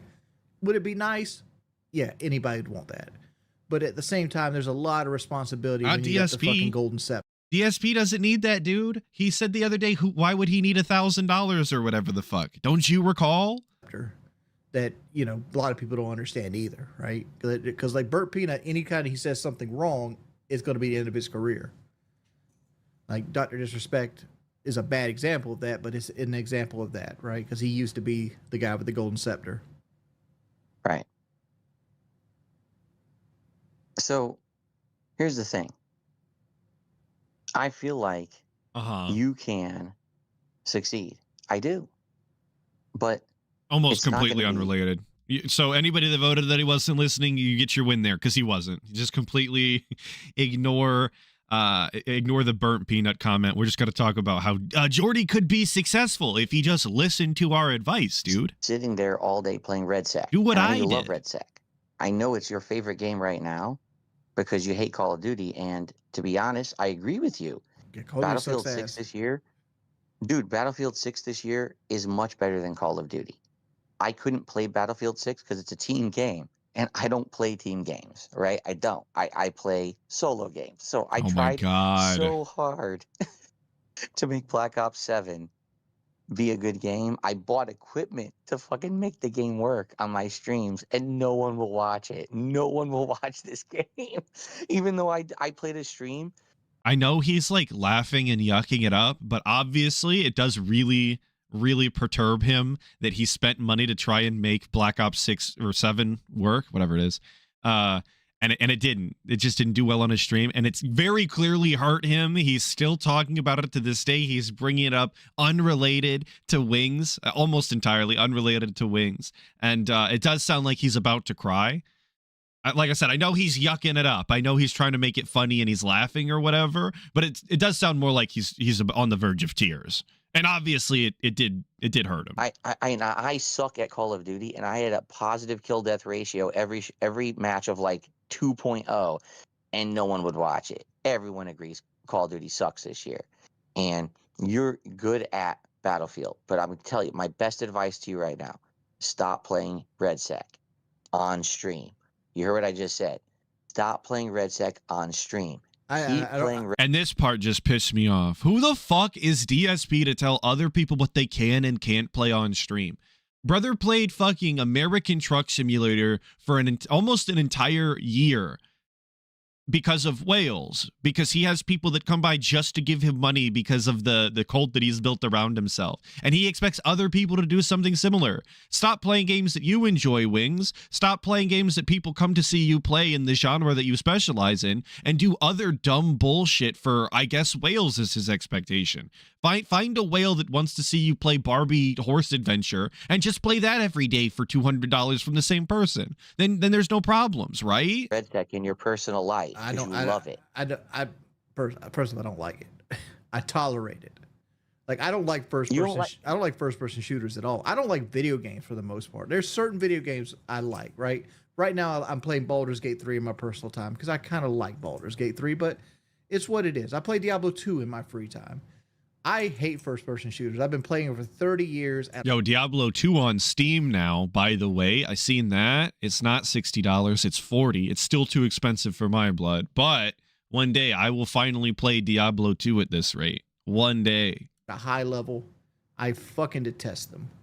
Like, they're the same shit over and over again. And once you get good at them, you just realize people were fucking you with the cheapest shit in the game. And it just irritates you. Like... All right. So you do like certain kinds of video games? Yeah, you know when you play Street Fighter, isometric RPGs. You know when you play Street Fighter, and you know like when somebody's cheesing the fuck out of you, or they're zoning you, or they're like getting a free throw out you, and like they're just using the cheesy character to beat you, and how it sucks ass, and you know it because you have so much experience that you know this person's beating you because they're being cheesy. That's same thing happens in first person shooters when you get good at them. You realize that you lost this because somebody's using the meta gun, or they got you at a right angle or some shit like that. And it just irritates you. It doesn't even when you do well. Like the other day I was playing RedSec and I squad wiped a 4-man by myself with a... Imagine like, I take a lot of issue with people playing video games and complaining about being in a competitive situation and then being forced to use the thing that is going to win. I really don't like that. I'm not going to say that I've never done it myself, but that's why I can't stand the DSP fighting gameplay, the fighting game gameplay, because he refuses to use characters that are good, they're top tier as he likes to call them or whatever. He refuses to use them, refuses to actually learn what they're capable of, just refuses to play with or to match with anybody worth a fuck, so that he can actually learn something once or twice, and then complains about the game as though it's the game's issue. And Wings is just doing that with Call of Duty. Oh, they're using the meta gun. Oh, they're abusing this or that mechanic. Well, if you're in a competitive setting, they're looking to fucking win. If you're not playing to win, don't fucking play. And I understand not everybody wants to be sweaty, not everybody wants to be super competitive, and you're just gonna have to take that up with the fucking skill-based matchmaking, I guess. That's actually the solution. Just quit playing the game and quit bitching about it would be my solution. The scar. But instead, we're just going to cope. That's what we do here. No dopamine hit, nothing. I don't even give a shit. I'm like, all right, fuck. At least that's over. Like, that's the feel of it. Yeah, you'll lose all satisfaction. Because there is no satisfaction. Exactly. The modern version is such a pale comparison to what used to be good that you don't even feel any kind of excitement or enjoyment when you win because it didn't mean anything. It's not like it used to be back in the day when it had skill involved, right? So let me ask you this. You don't like Also, they never like this doesn't come up at all, I guess, in DSP's mind or Wings of Redemption's mind, that maybe it's less satisfying because you're full-grown adults that have more going on in your real life that should probably attended to. Like, maybe that's just me, but as I've grown up, I don't think that winning a Call of Duty match is nearly as impactful nor important as it used to be, because I have other things happening that are just arguably more important, I would think. But instead, it's because there's not skill involved. That's the actual issue, is because being the best no longer requires you to be the best, I guess. That's genuinely what we're arguing. modern first-person shooters. You said you like Baldur's Gate, you like Diablo 2. But it sounds to me like you're totally turned off from video games these days. 1000%. Is that a correct statement, or do you think there's 1000%. anything you would actually like to do? Like Resident Evil 9's coming out. I don't give a fuck about playing it. I'll buy it. I don't give a flying fuck about playing it. I could care less if that game does well or not. But it's going to be something different. It's something that will attract people that might not click on the stream, and I'll play it strictly for donations. Right. Like that's just the life I live. Like, I don't give a fuck about Resident That's so Evil odd 9, to me. And DSP did the same shit, and it didn't make sense to me then either. I don't know how they get this in their fucking brain. You're just gonna play the new game and not enjoy it and not have fun and be miserable as if that's just going to bring in donations. How does that work? How was that ever a business strategy that they thought was a good idea, to just be miserable on stream as if it's not going to have negative repercussions? I don't understand. Whatever. Thank you, Tesasaurus, for the 2, saying they will both pre-order the next COD anyway. Well, of course they will. It's going to be the new hotness. It's going to bring the eyes of the viewers, obviously. That's what he just confirmed. He basically confirmed what you just said. I care about Grand Theft Auto 6. They could come out tomorrow, and I'll be like, all right, whatever. So what do you want to do then? Honest question. I mean, I asked you this the other day and you didn't answer me. I gave you the answer earlier today. I don't know. I'm just burned out. But the fact is, I'm not allowed to be burned out. So like, I just got to keep going. Man, you are. I'm not exaggerating. And again, everyone's listening to this. I know they are. This is not a private conversation. You're in the same situation I was in. Like me. I. Let me think. Shit, 7-8 years ago, because I got to the point where I was making videos on games every single day, and I was pumping them out at such a rapid pace, like covering. I could beat a game in like 2 days, right? And everyone knew me as Mr. YouTube, the guy who could beat a game in 2 fucking. Who the fuck has ever called him Mr. YouTube? What is that lie? In my entire history of watching DSP, it's been over a decade now, by the fucking way. Congratulations to me, I guess. Mr. YouTube has never been a term uttered about DSP. I've never heard that in my entire life. Not in a sarcastic way, not in an authentic way. I never heard that before. Mr. Views, yeah, sure. Of course he was Mr. Views. Mr. YouTube? We're putting a little. That's those delusions of grandeur that we're always on. Days. So everyone would flock to DSP videos because he can beat the game so quick, and then we can, get a fast opinion on it. It killed me. Like, I just didn't care anymore about what I was doing. And then when I became a live streamer, it got different for me, because when I became a live streamer, there was no rush anymore. It was more about, hey, I'm with the audience. I'm talking with the audience. I'm chatting. And while I'm playing a game like Zelda Breath of the Wild, which it stands out to me because that was one of the first games I ever live streamed, right? People started chatting with me about other stuff, and a lot of it was bullshit and had nothing to do with the game. But then people started talking with me about my experience with games and my experience with Zelda. And I was like, oh, I don't have to just talk anymore. I don't have to be stupid with, like, say, sexual comments or dumb swears all the time. I can just, like, talk with people about games. And what the fuck? DSP's got to be one of the lowest IQ individuals on the planet. I mean, I guess that went without saying, but I don't understand the mindset where he's playing video games for both videos and streaming. And it wasn't until Zelda Breath of the Wild that he realized that he could just talk like a normal person and like tell stories or give his opinions on things without being an obnoxious asshole, which he still is, of course, but like less of an obnoxious asshole. He just didn't understand that. Where does that, like, how does that mindset come to be? He saw AVGN back in the day, thought it was funny, wanted to replicate that in some capacity, and then just never gave it another thought. That's genuinely what happened. Since then, it was like an epiphany for me. Hanging out with people on the stream while I play games has made it so much fresher and so much better for me that now, even though I'll admit, sometimes I feel like I'm burnt out if I'm playing a game too long that I don't like so much, just that social experience makes it better. All right. But at the same time that I say that, I understand that just playing games 24/7 becomes so draining, especially if you don't like video games or you don't like the games that are coming out. Unemployed motherfuckers be like, guys, playing video games is so draining. It's so tiring. I get so burned out. Oh my God. Imagine being this unemployed that's a take you could have. At 250. I'm trying to play games as much as possible whenever possible at this point, and I still only get like a couple hours in a day. And these fucking people, I swear, 50 pounds to your body weight. My steak is too juicy. My lobster's too buttery. Holy fuck, dude.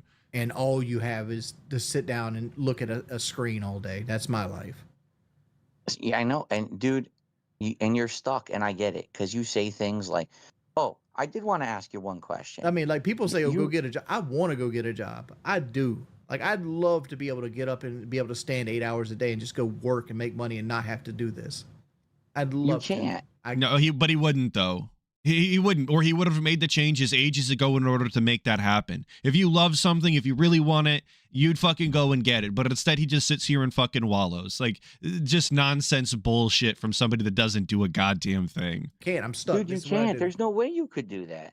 I understand and that. And that's the reason I'm trying to lose weight that. right now. It's like I want the weight to come off so I can go get a fucking job.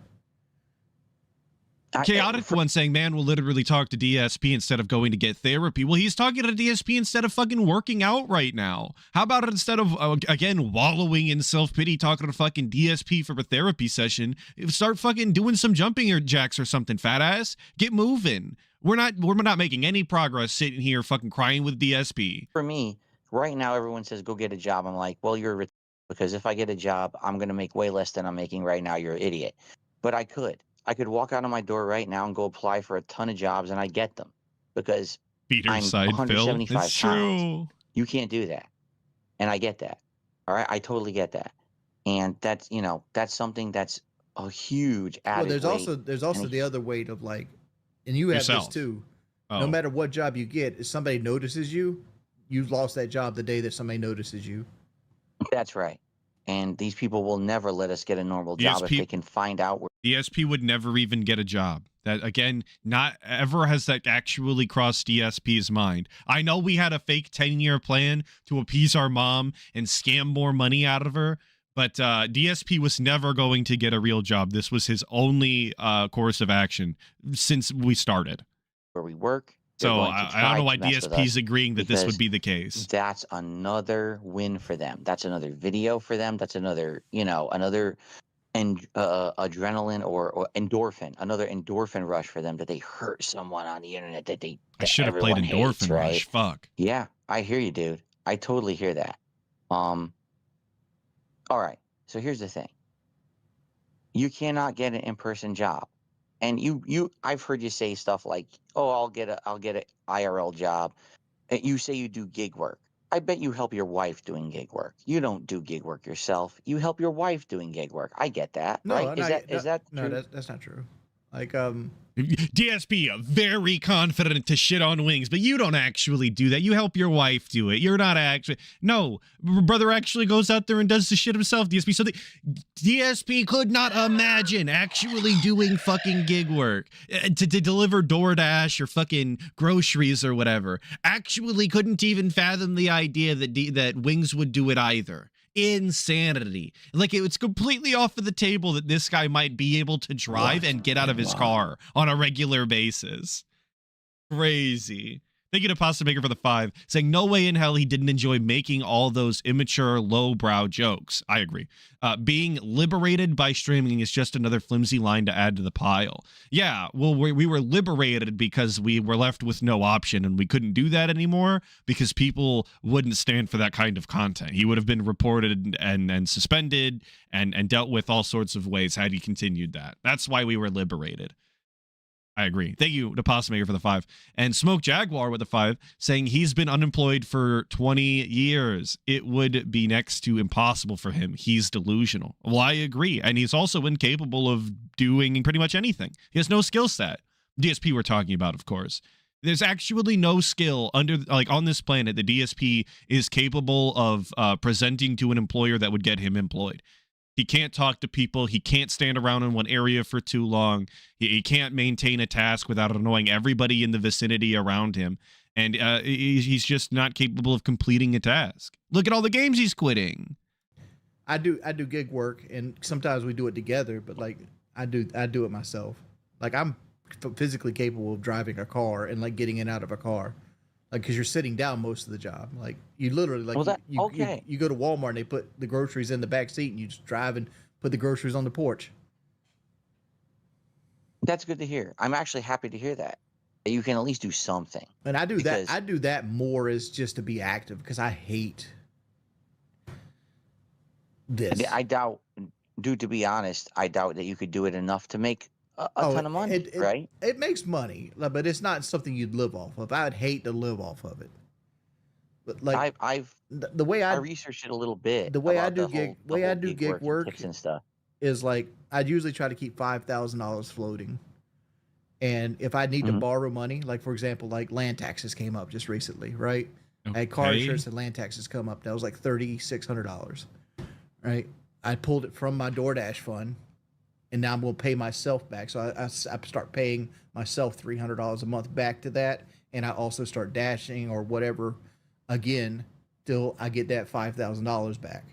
So instead of like borrowing it from a credit card or anything other place. See, and DSP is probably just sitting there completely tuned out again because he's never done this. DSP's never had multiple accounts that he's got a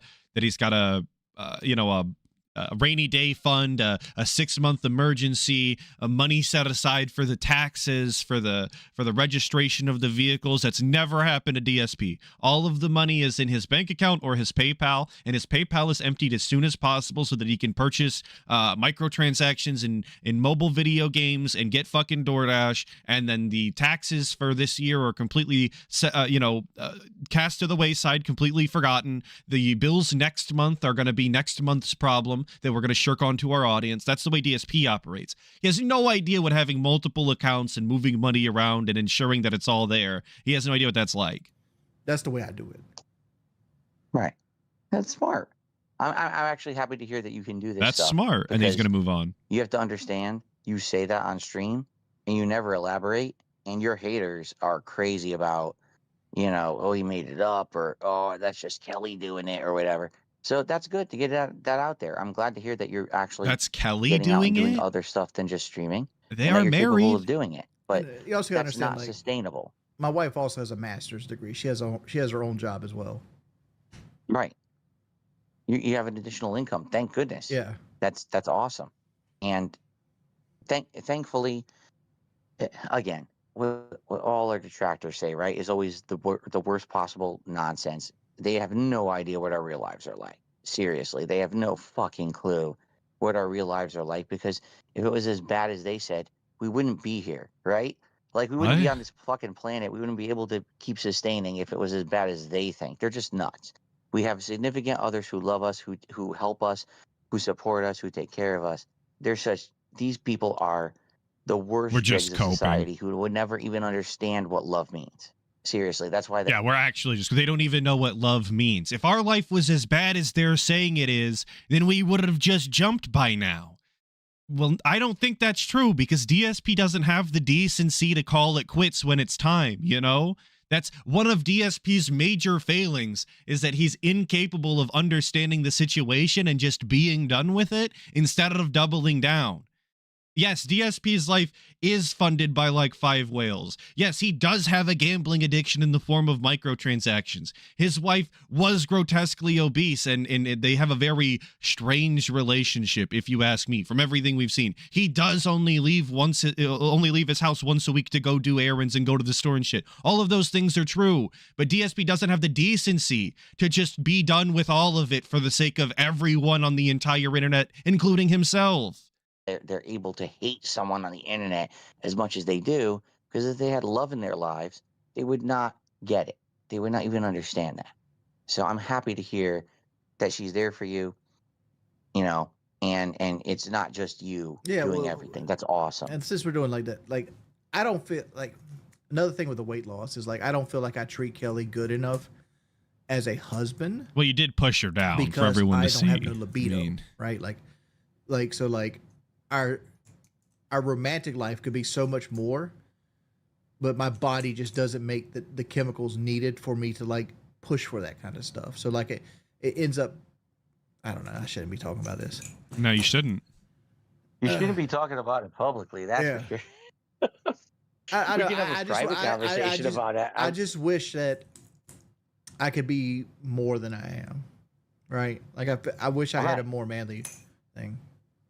No, and dude, I get it, because and you're going to tell me, like, none of you have, right? But somebody out there was going to say that this isn't a gay conversation, that this doesn't have homosexual, like, indications here. We're talking to another man at 2 or 3 in the morning about how we can't get it up and how we wish we were bigger men for our wives. Like, that's what we're talking about right now. And even DSP has the common sense to understand that this is not a conversation that you have publicly for the entire internet, especially when they're scrutinizing your every move and talking shit about everything that you do. Why are you telling people you can't get her up, bud? Just, oh my God. Every moment that I live, and the reason a lot of people make fun of me is they say, Phil, you're talking about working out. You're talking about getting healthy. What a joke. We don't believe you. And then they look at me on camera as like, oh, God, he's skinny. Yeah, of course I'm skinny. I'm not lying to you fucking idiots. I'm doing it for a reason, because I want to live longer for my wife. You know, I'm older than her. Okay, so we managed to go from the fact that Wings can't get it up and he's upset about it, to the fact that DSP is actually the healthiest he's ever been. He's very big and robust now, and his workout regimen is just the best. And he's not lying to you when he says this, that you are seeing results and you're coping. I don't know how we got from point A to point B, but we did. Not so much older. I think it's about 8-year How old difference. are you? I'm 43. I'm about to be 44 in April. Because like And Kat is. I'm about to turn Oh, go 40. ahead. I'm about to turn 40, and I'm starting to like look at movie actors that didn't live much fat. Like Dawson from Dawson's Creek died at 48 just recently. Right. And he Okay. wasn't a 400-pound land monster. And I'm like, dog, do I have 8 years left? Is that what it is? You know, it's like you start thinking about that shit. Yeah. Yeah, And Pendants and you get to the actual, point that's true. Midlife crisis time. Real. True.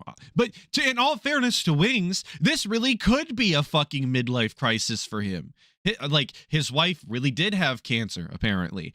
He really is like 700 fucking pounds, an obese land monster. These are all true statements. It might be the most appropriate midlife crisis to ever have been had. It's just from Wings of Redemption. And he has the dumbest opinions and takes possible sometimes. I was feeling bad. I really was. I had pain in my joints. I'm like, what am I doing? I'm over 40. I got to start working out. And I did it not for me. I don't care about how I look. What do I give a shit? I want to be here longer for my wife. You know, I do. I want to be happy, healthy, taking care of her, and doing things that, I realized, why am I being so lazy? when I can do this minor thing and be better for her. And I started doing it, and it became, you know, a routine. And now I'm so happy because now we're both getting better together. And everyone makes fun of her for her weight. She's not fat anymore, but she does not want to come on camera because she doesn't want to give anyone any Because she doesn't want to confirm the idea that she's not fat anymore. It's better off as an idea instead of a confirmation. Don't ask why. kind of entertainment Well, they won't give her factor. credit anyway. Like Kelly gained some weight recently, but like Kelly lost a lot of weight, and like they still called her fat when she was like 140 pounds. I'm like, Kelly's an average weight woman now. Like she's the exact weight she's supposed to be, and you're still calling her fat. It's like, okay, Right. And Is they that, always is that true? Can anyone confirm that when Kelly was 145 pounds, she was still being called fat? I don't know that I've ever seen Kelly at 145.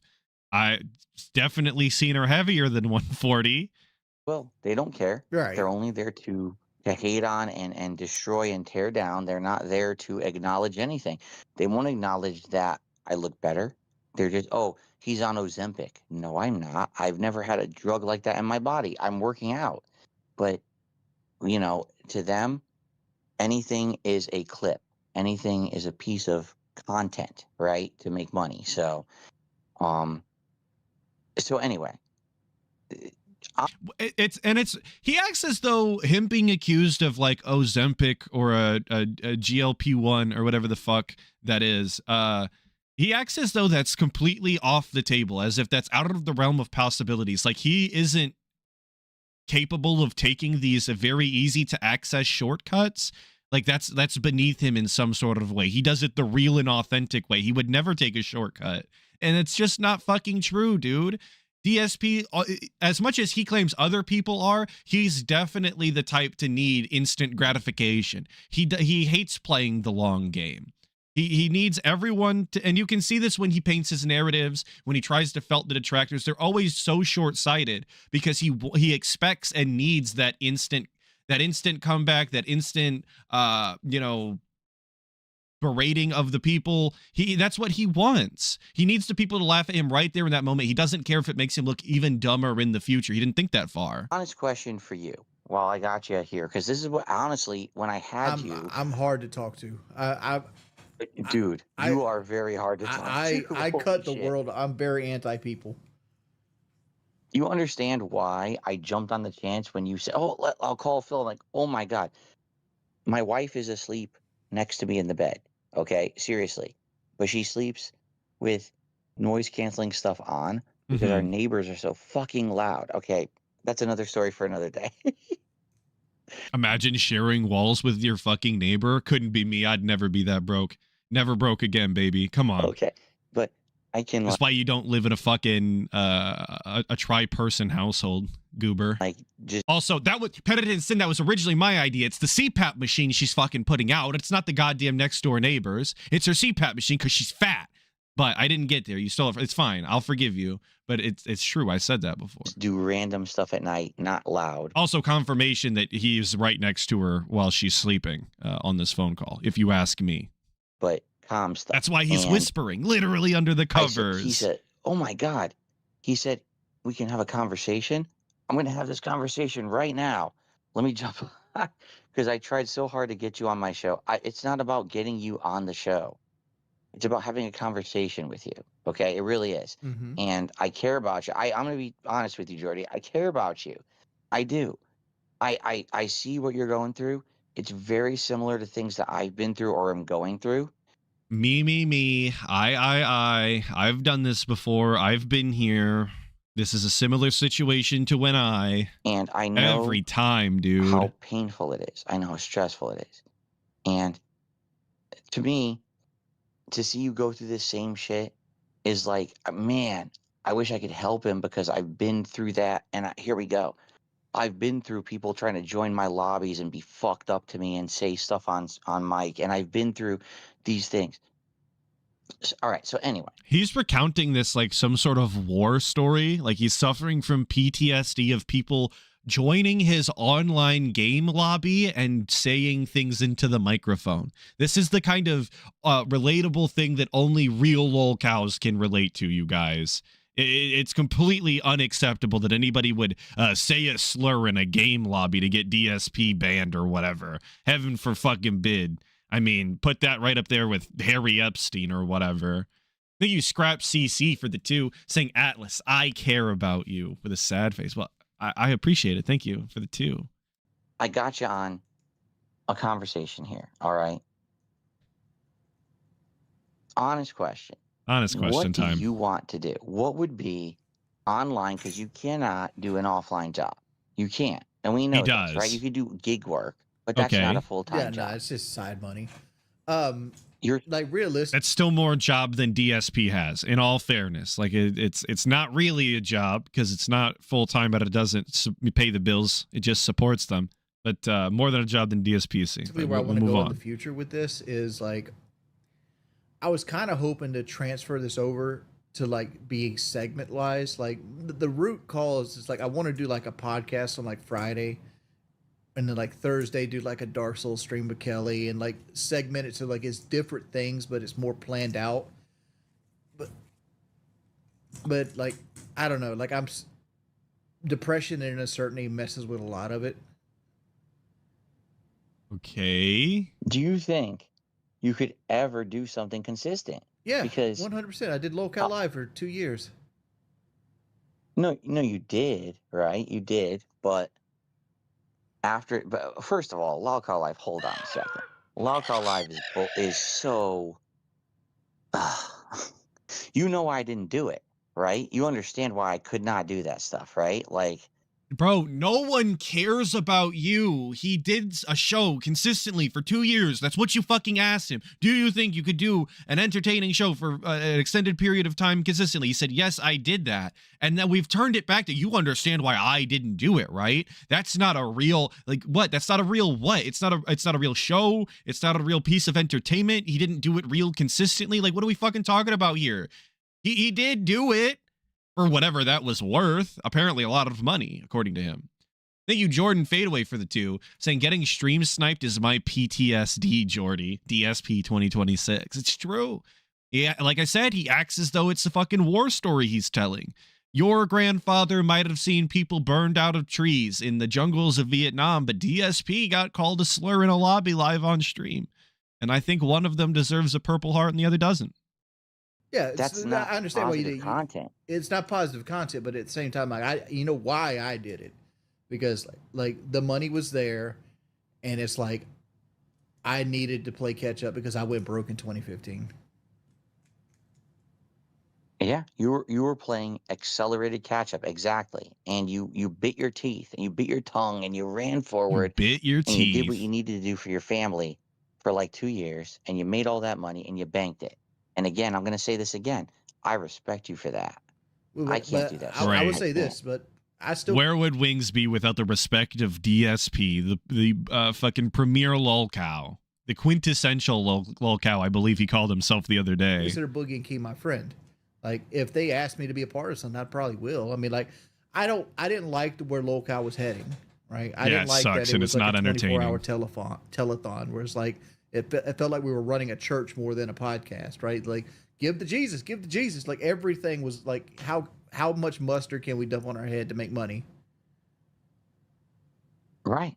And that's not content. In my opinion, that's not content. That's the clown acting, smashing a pie in his own face. And yes, a clown is a full-time job. It really is. Yeah. There's clowns out there who make full-time Well, money. Boogie is a full. Okay, so then what was the point of him saying that's not a real, oh my god, do you know why I didn't do that? Why I didn't do lolcow live? If you're willing to admit that a clown is a full-time job and being a jester in that capacity is a job, is a career, then what are we even fucking talking about here? How did we get here? Time clown right now, and I want to say he's my friend, and like I've called him a couple times, like and told him he had to slow down on certain jokes because it's gonna hurt him in the long run. But like it bothers me to my core that Boogie is like ripping his house up for like Lolcow Live right now. It's like have you seen the state of Boogie's like streaming room right now? It's like, dude, Oh no, I don't I don't follow that stuff, man. I swear to you, and you might not believe me, I have never watched Lolcow live once. I've only seen clips of it on social media. Once I watched Kino Casino reacting to it. I have Okay. never watched Shout the out show. Kino, I I have guess. zero desire to ever watch that kind of content, nor do I want to be a part of it. You know, for me, the content that I put on the internet, I want it to feel like it's something that someone can watch today, 10 days from today, 10 weeks from today, 10 years from today, and be like, it's positive content, it's fun, it's gaming or whatever, it's a podcast. It's something that can be fun no matter what. I don't want to put something on the internet that feels like it's harmful or it's Okay. dated All or, right. you know what I'm saying? Well, Like, I feel DSP's gonna have to delete about half of his catalog today, and then probably in another few years we can delete the other half, and then we'll just have like 3,000 videos on the channel. And I think 3,000 is even a bit gracious, if you ask me. Given all of the times that he's become a different person, which would indicate to me that the previous person was kind of negative and had some bad personality traits, all the character changes, all the different types of equipment that we've gone through that have made the format outdated, whether it be because he was pointing the camera at the TV or because he had shitty audio or because the background didn't look good enough. Like, if we just take all of these things into consideration, the parameters that he has set forth, we're getting rid of the vast majority of DSP content. We're literally just talking out our ass here, just nonsense. I feel like I know what you're saying, but I feel like to me, it feels like you're conditioned to do it this way because this is the way that the trolls won't fuck with you. Because like I was talk about my trolls. because I was conditioned to do things. I don't give a fuck about my trolls, he says, as he refused to have children because they would get maliciously trolled in real life. He says as he continues to move from game to game every time that he gets bullied out of playing one and it doesn't come up with the money. I don't give a fuck about my trolls, as we refuse to play a plethora of online video games over the years because what if the trolls get in and ruin the lobby? Even though his own fans have been asking to play fighting games with him for ages. Forever, I don't care about them. Just to try to avoid getting ire. Oh, I don't give a two shits about what my trolls say about me anymore. I don't, dude. I want to make a legacy that in 10 years, 20 years, 30 years from now, someone stumbles upon Dark Side Phil because I know no one's going to care about me eventually. It's going to happen, right? True. But someone Do you will honestly find the believe that, channel though? and be like, I'm not going to say me a delusion like anybody's going to show up to like one of my Red Sex streams 20 years from now. If that shit might get one view a year, right? It's like to me it's like bubblegum content. Like you consume it right then and there, and once it goes out into the trash can, it's never to be seen again. that's because you're playing Red Sec. I mean, No. Seriously. right? But like, what's the difference between that and like? To me, this just screams that DSP doesn't watch streams. He doesn't understand that a stream format in a video on demand style is not going to be for everybody. And it's not even for people who watch streams. There's tons of people who, and I'm one of them, if I don't catch a stream live, I typically will not go back and watch it. It's just a different format. It's a different style. Part of the stream is it being live. If it's no longer live, it's lost a little bit of its luster. And if that's the way that you're putting out videos on demand and you're not actually making videos, then you're just going to be losing out on that segment of the audience. Breath of the Wild. Because, all right, I'll give you an example. All right. The other day, I'm streaming and someone joins my stream. And do you believe them or not? I don't know. Someone I don't. says, wow, I just found your Heavy Rain playthrough. Mm-hmm. Oh my God. Heavy Rain, that came out in 2010. Yeah, I found your Heavy Rain playthrough. He's still falling for and this. I loved it. He And I doesn't just decided understand to it's check a out your meme. live content. And to be honest, your content is nothing like it used to be.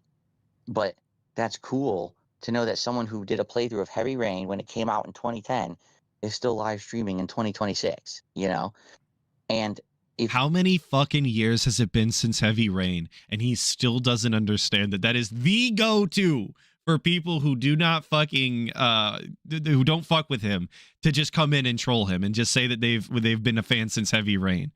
How many years has it been? And he genuinely falls for it to this day. You truly make something that is representative of an honest reaction at the time that something is happening, then that content can be immortal. That's super niche, though. It's like let's take Burnt Peanut back into this conversation, right?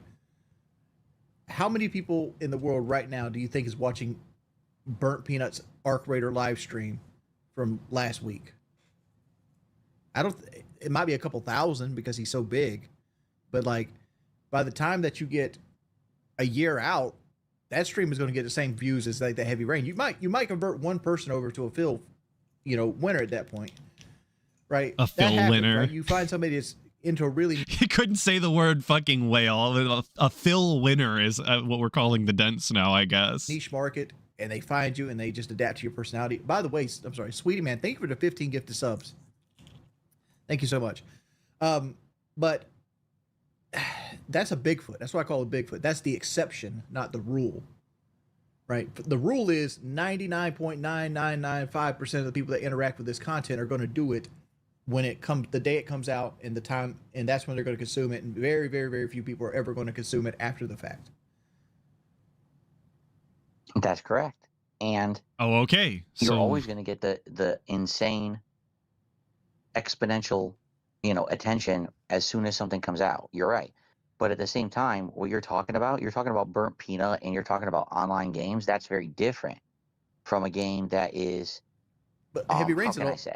Heavy Rain's is a game, right? Like, but like, it's not that much different. That's a Let's Play-ish game, right? Because you weren't live streaming in 2010. You were actually doing Let's Plays in 2010. What the fuck is going on? What? Yep, that's right. Because like live streaming didn't really pop off until like 2013, 2014. And I was behind the curve.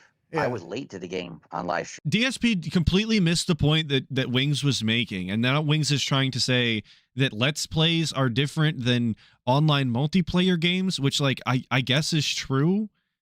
Technically, it is different content, but there are videos of multiplayer games that are taken from streams that are really funny, and they're edited in such a way that they are comedy gold and can be watched for decades to come or whatever, if your humor remains the same, I guess. And that could also be said for single player games. Like we're just talking bullshit. We're literally just dancing around each other. I was doing the on-demand videos for a very long time, and I was one of the prominent guys, particularly doing the narrative-based stuff, like the Heavy Rains, the Walking Dead, when it came out from Telltale Games. Those games got me giant attention because I was reacting to narrative stories. And that's what I mean. Like, there's a difference today between someone who's reacting to or not reacting, but playing an online-oriented multiplayer experience. You're right. Today, if you play the first stream of a game, day one, you're going to get attention. Week 1, week 2, week 3, week 4, you need to have an audience who's plugged in. If you don't, they got to plug really in. No one's they got to jump jack in. You know what I mean? Unless they hear that, he's doing something innovative with a multiplayer game, they're not going to jump in. But when you do a playthrough of something on launch day, that is, a one-time experience. That day one, when I played Elden Ring, I stuck in the entry-level area, and I fought that stupid Golden Knight guy. I forgot his name.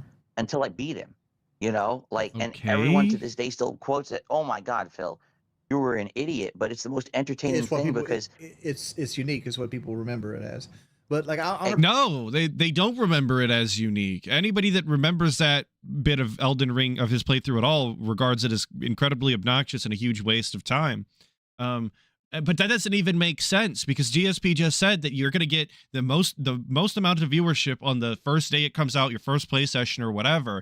And so he says this on one hand and then immediately goes to say that he wasted the audience's time and made no progress in the game when he had the most eyes on him as possible. What fucking sense does that make? Genuinely, I don't understand how that, like, you go from A to B and think that that's the way to be. Whatever. Thank you, Vanguard Denice. How can you kill a god? For the 25 months. What a grand and intoxicating innocence. Saying big ups, my man. It's been a good minute. I seen you going over grand fuckery that Phil has been doing over the past week. There is a lot to cover over. Not too much. I'm not showing you everything. Fair warning. It's like this and the Virtual Boy. And we're done here. I'm going home. I appreciate the 25 months, though. Big ups over 2 years. I Exactly. want to bring this up though, and like I think you're disregarding this is like trends happen, especially in like the online space. Like, and I'm gonna reference this. There's a girl that I know you watch.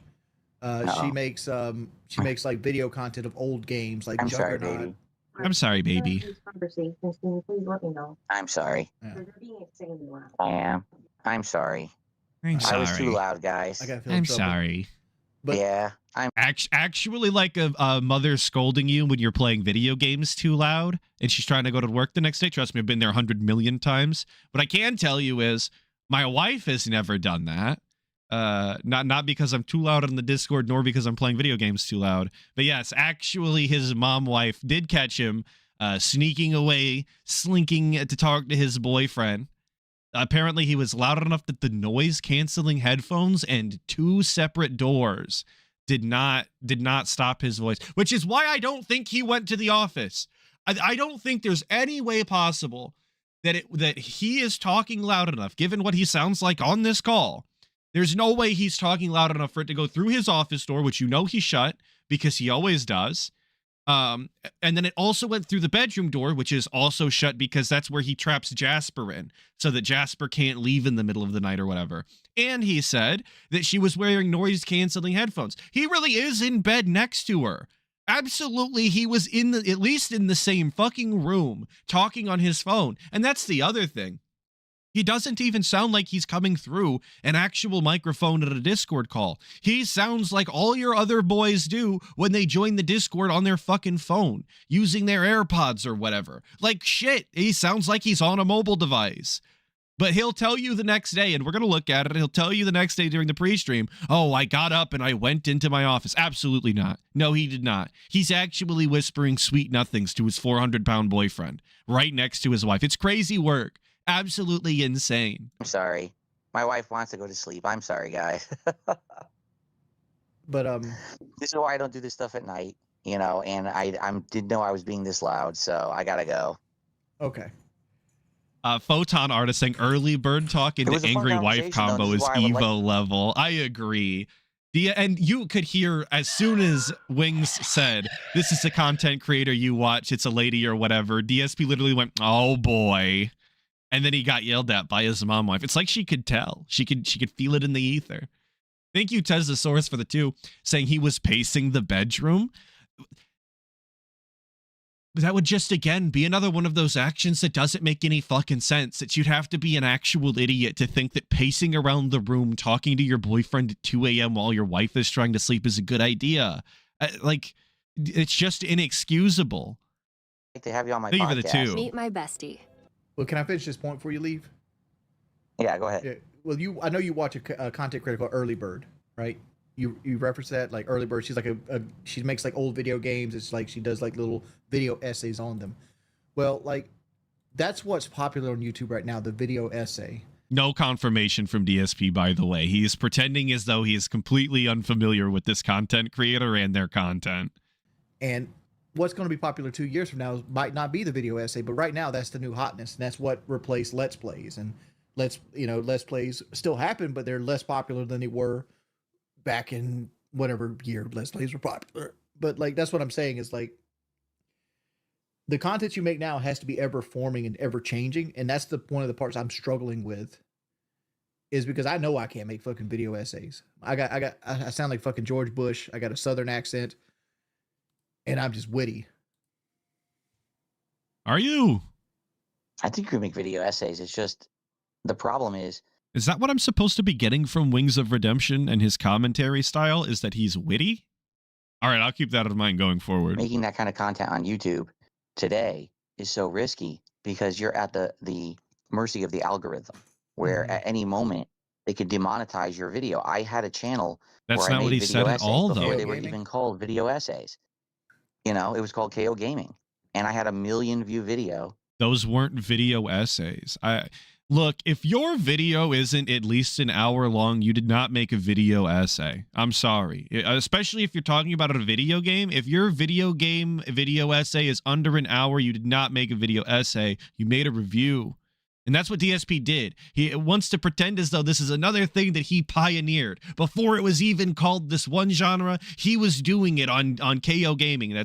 He wrote reviews, man. And they weren't even good ones. They were really fucking bad. And within the gameplay on screen didn't even accompany the things that he was commentating on. And we're supposed to pretend as though this was going to be the bastion for DSP space gaming video essays moving forward. This was going to be the new moneymaker. Come on. It was fucking low effort garbage. 5 months of me working hard on that channel, it got demonetized for no reason. You know, it's just not worth it. The money today is with live streaming, not with the video essays, unless you find success with the algorithm, which is very rare. And even then, when you find that success, it's fleeting. It's not long term. You know what I mean? Like, I 100% agree. I 100% agree with you, because I can think of a guy right now named Clown that he did a lot of Elden Ring video essays, and I loved him to death. And he's quit YouTube at this point because they take so much time and energy to make. And at the end of the day, it's like you got to hit a home run every time you make one. If you have one that underachieves, you put 40 hours of your life into something that didn't make you no money. Right. Which is why when you're making, for lack of a better term, art, it probably shouldn't be about the money. And that's kind of where these people have gone off the rails. This is where they lost the plot at. I'm not going to feel bad because somebody decided to put their entire life stake on making videos that could subjectively just not be enjoyed and make them no money. I'm not going to feel bad for that. Don't make it your full-time job if you can't muster, up the energy and wit to do it. Exactly. Sorry about it. And imagine that's your business. Cry about it. And then all of a sudden, it one day it's good, 1 month it's good, 6 months it's good, and then all of a sudden it's taken away from you for no reason. You didn't even do anything wrong. Yeah, keep your day It's job, just as gone. they say. And exactly. That's why I stopped doing that on-demand shit. Like, I used to only do on-demand videos, and when I saw stuff getting demonetized, I was like, nah, I'd much rather have a live audience contribute to what I'm doing, and that way they can't just steal that from me. So anyway, good conversation, but yeah, I gotta go, man. It was a good one, though. I wish I could get you on my show. I wish that we could work together in the future, but you're so hard to reach, dude. I don't even know what else to say. I'm very anti-person. All right, Phil, thank you for stopping by, man. Had to shoot our shot one All right, last man. You have a time. good night. Good night, buddy. I really Bye. wish I could have you on my show, Jordy. I really wish. It'd be so nice. So that was, once again, the incredibly embarrassing, pathetic, just shameful late night drunk call with Wings of Redemption, the group therapy session, the boyfriend meetup, whatever you want to call it. That's what I thought originally. Like I said, I wouldn't enjoy. I thought it was a nothing burger based off the way the DSP is going to describe it the following day, which we're going to watch right now. But boy, was that something. But before we What get a there, showing. let's go ahead and address the elephant in the room. That's right, ladies and gentlemen. Let's just go ahead and jump headfirst into it so I can talk about this and get it out of the way, and then we can move on to gaming. All right? So, last night, something crazy happened out of nowhere, completely unexpected. All right, let's talk about it. So, I'm in bed with my wife. All right? Whoa, guys. Separate bed coin is fucking plummeting right now. Can you believe it? He's in bed with his wife, he says. That is incredible. That is completely unprecedented. The internet is just abound with the news. Holy shit. In bed with his wife. You never seen it coming. My wife's asleep.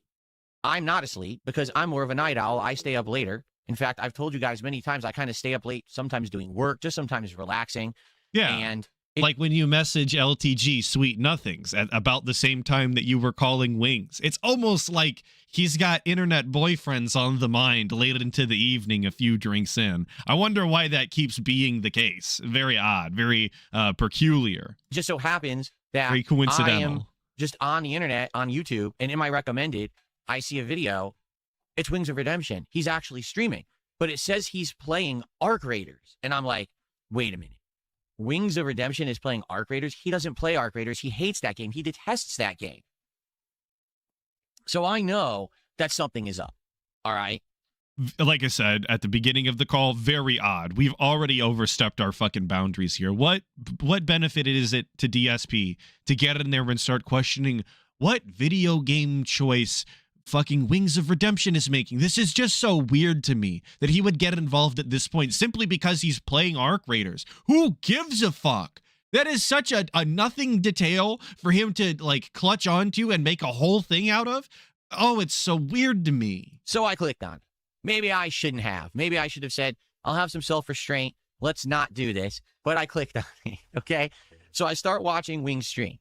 And basically what's happened is Wings of Redemption is in a party with two guys who I don't know who they are, okay? I'm assuming they're acquaintances or people that he knows that he's done co-op with before. And I'm like, well, this will be interesting because I played Arc Raiders for a couple of months. I'm curious, what the gameplay will be. He doesn't play this game, right? And so as I'm watching it, it becomes fascinating because he's playing it totally the opposite of how most people do. He's outright saying in his commentary, I hate this game and I hate looting. Looting is for wimps and a word I can't say. And basically, you should be killing everyone, right? Wait, what word can't DSP say? He called looters a slur? Did he use the hard R on looter?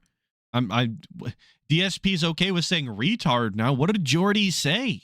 Right? You should be killing everyone. That's the whole, and the teammates are like, well, that's not really how you play. It's really PvE. You're He did use a slur. That's crazy. supposed to like team up. And yes, That's you can pretty funny. snake people, but you're not supposed to. And Wings is just like, no, we should go be killing people right now.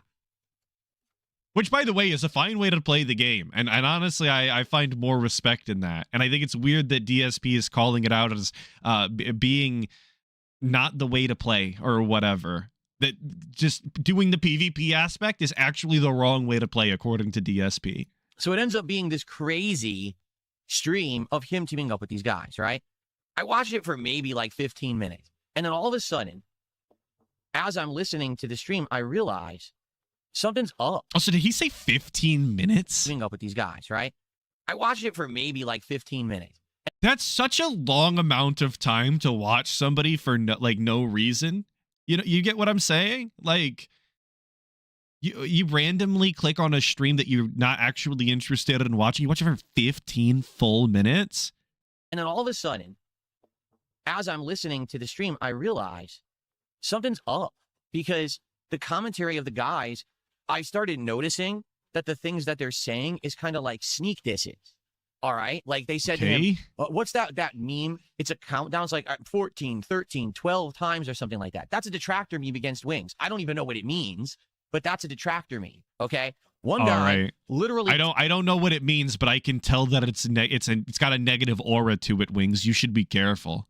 I could just tell. I don't know what it means, but I can just feel the vibe off of it. It's negative and toxic. You got to get out of there. Can't stop talking about otters. I don't even know what that is. Something new? I don't know. But anyway, so basically, it's the age of consent meme. See, people are informing me now because I don't even know what these are. People are saying that's the age of consent meme against Wings. Okay. So basically, these guys are doing these memes that are totally anti-Wings, and he is completely oblivious to it. Completely oblivious to it. I'm like, I know what's going to happen. These guys are going to do something to get Wings in trouble. That's why they've teamed up with him here. Okay. Even if that's true, which it was, it's none of DSP's concern. Actually getting involved in another grown man's business this way is just unacceptable. He should feel shame that he was so interested and enveloped in this nonsense that is completely unrelated to him in every way.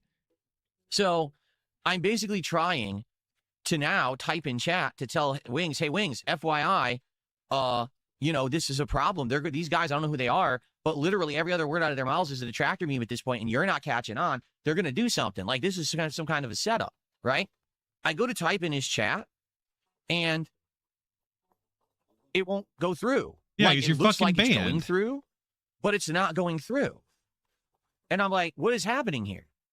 I can't talk to the guy. And then I thought back, and I'm like, wait a minute. Do you remember what happened a couple months ago or a few months ago? So back in December, if you remember, Wings if you guys recall, DSP completely shit on Wings and gave his business and started talking down to him and acting as though he was some ignoramus that was incapable of running his own life or his own stream, which is true in some extent. But this was all coming from DSP, and he was bitching and moaning and complaining about his unprofessionalism and his inability to ever hit him back up so that he could go on his dumbass show that nobody has any business going on. That's what happened. But listen to the way the DSP spins this in a very positive way. Wings was supposed to be on my podcast, this show, okay? And he canceled. I then tried to reschedule a few times, and he started ignoring me and not responding, okay? And the only way that I could get his attention was to go onto one of his live streams at around the same time that I did last night, okay? Because that's when he broadcasts. Like, he's always kind of broadcasting at ridiculous hours. And I jumped on there and was trying to get his attention then to get an answer about, hey, will you join my stream or whatever? And apparently one of his moderators permanently timed me out, which means I'm not banned. Like, I can see the chat. And I can try to type, but my text never goes through. Now, I didn't know that because I haven't tried to type in a Wings chat in like 2 months, right? So now here we are in a situation where I absolutely need him to see that he's about to get into trouble with these guys. I need him to see this. This is like DSP taking it is his own prerogative to get involved in this for no reason. I need him to see it. Sorry, I had to check something. Just, it's so weird to me the way that he like forced himself to get involved. I'm trying to help the guy, and my text won't go this. through. You need this. It's So for the betterment of the I jump on world. Discord and I try to message him, and I don't know if he's going to see that or not because he's in the middle of the game. So I'm like, what else can I do? Oh yeah, I could just log into my other account because the thing is, like we're actually swapping to sock accounts in order to get a hold of Wings right now, this second, in the middle of the AM. What are we fucking doing? if you haven't noticed, when we react to stuff, I'm using my DSP Reacts account because that's the one that I have as a YouTube premium sub, so I don't see ads on YouTube. So that's what I use to watch videos. But I also, of course, have my DSP Gaming account, which is my verified account and everything on YouTube. I don't have the premium membership on that one, but it still works. So I said, oh, I'll switch accounts. So I switched accounts. I jumped back into his chat. Don't yell at me about the audio. You know it's not me. I didn't do that. And now I'm trying to talk to the guy. And again, he's basically not seeing me. And I'm like, the only way I'm going to get this guy's attention so he doesn't get in trouble, I'll send him a super chat. So I send him a super chat, all right, because I want him to stop playing with these guys. I'm like, dude, if you keep playing... Dude, and this is just the weirdest way for him to frame this, because there's just no reason that he is so invested to spend $25, $50 in order for him to get this warning. He gets nothing out of it. Wings has made it clear he's not interested in dealing with him. He doesn't want to talk to him, doesn't want to come on his show. They had this weird falling out where DSP was incredibly rude and talked a whole bunch of shit and wiped his hands of Wings of Redemption. He has to apologize to me in order for us to ever work together again, and he has to understand that he was being unprofessional, and yet we're giving him $25, $50 so that he'll interact with us right now in the middle of the AM. Fuck me, it's so dumb. These guys, they're going to mess with you. They're going to make content for detractors. This is awful. So I send him the super chat, all right? And then finally, he sees it. He reads it, and he's like, oh, okay. And basically, he says he stops the game, like he ended that game. He rushed to end the game because he saw my super chat warning him that these guys were doing detractor stuff. And he says, I'm going to go on a break. Okay. And I'm like, oh no. He leaves their mics on. He walks away from his stream, leaving these guys' microphones on. Okay. I can't explain that. Okay. So he goes and he does it. And guess what happens when he walks away to use the bathroom? Just take a wild guess. Can you? Let's see. Top 5 things that would happen. Number 1, that's what happened. Okay? They said the N-word on his stream multiple times. That's peak comedy, by the way. Look, it's really fucking funny when streamers get N-bombed out of existence live on stream. That's, again, just peak. Now, I think it was a clip. I don't think they were saying You get what you fucking deserve out here. That they kept playing, and he just kept saying the N-word over and over and over in a loop publicly on his stream. So he comes back, and now me and his moderator was trying to tell him, dude, you have to shut this down like right now, because if you don't, YouTube is going to end up holding you accountable. Oh, people are saying that's a clip of him saying it. Now, I don't know that. All I know is it was someone saying the N-word. People are saying it's a clip of him saying it. I didn't know that. So you guys are informing me more than I would know of any of this stuff, okay?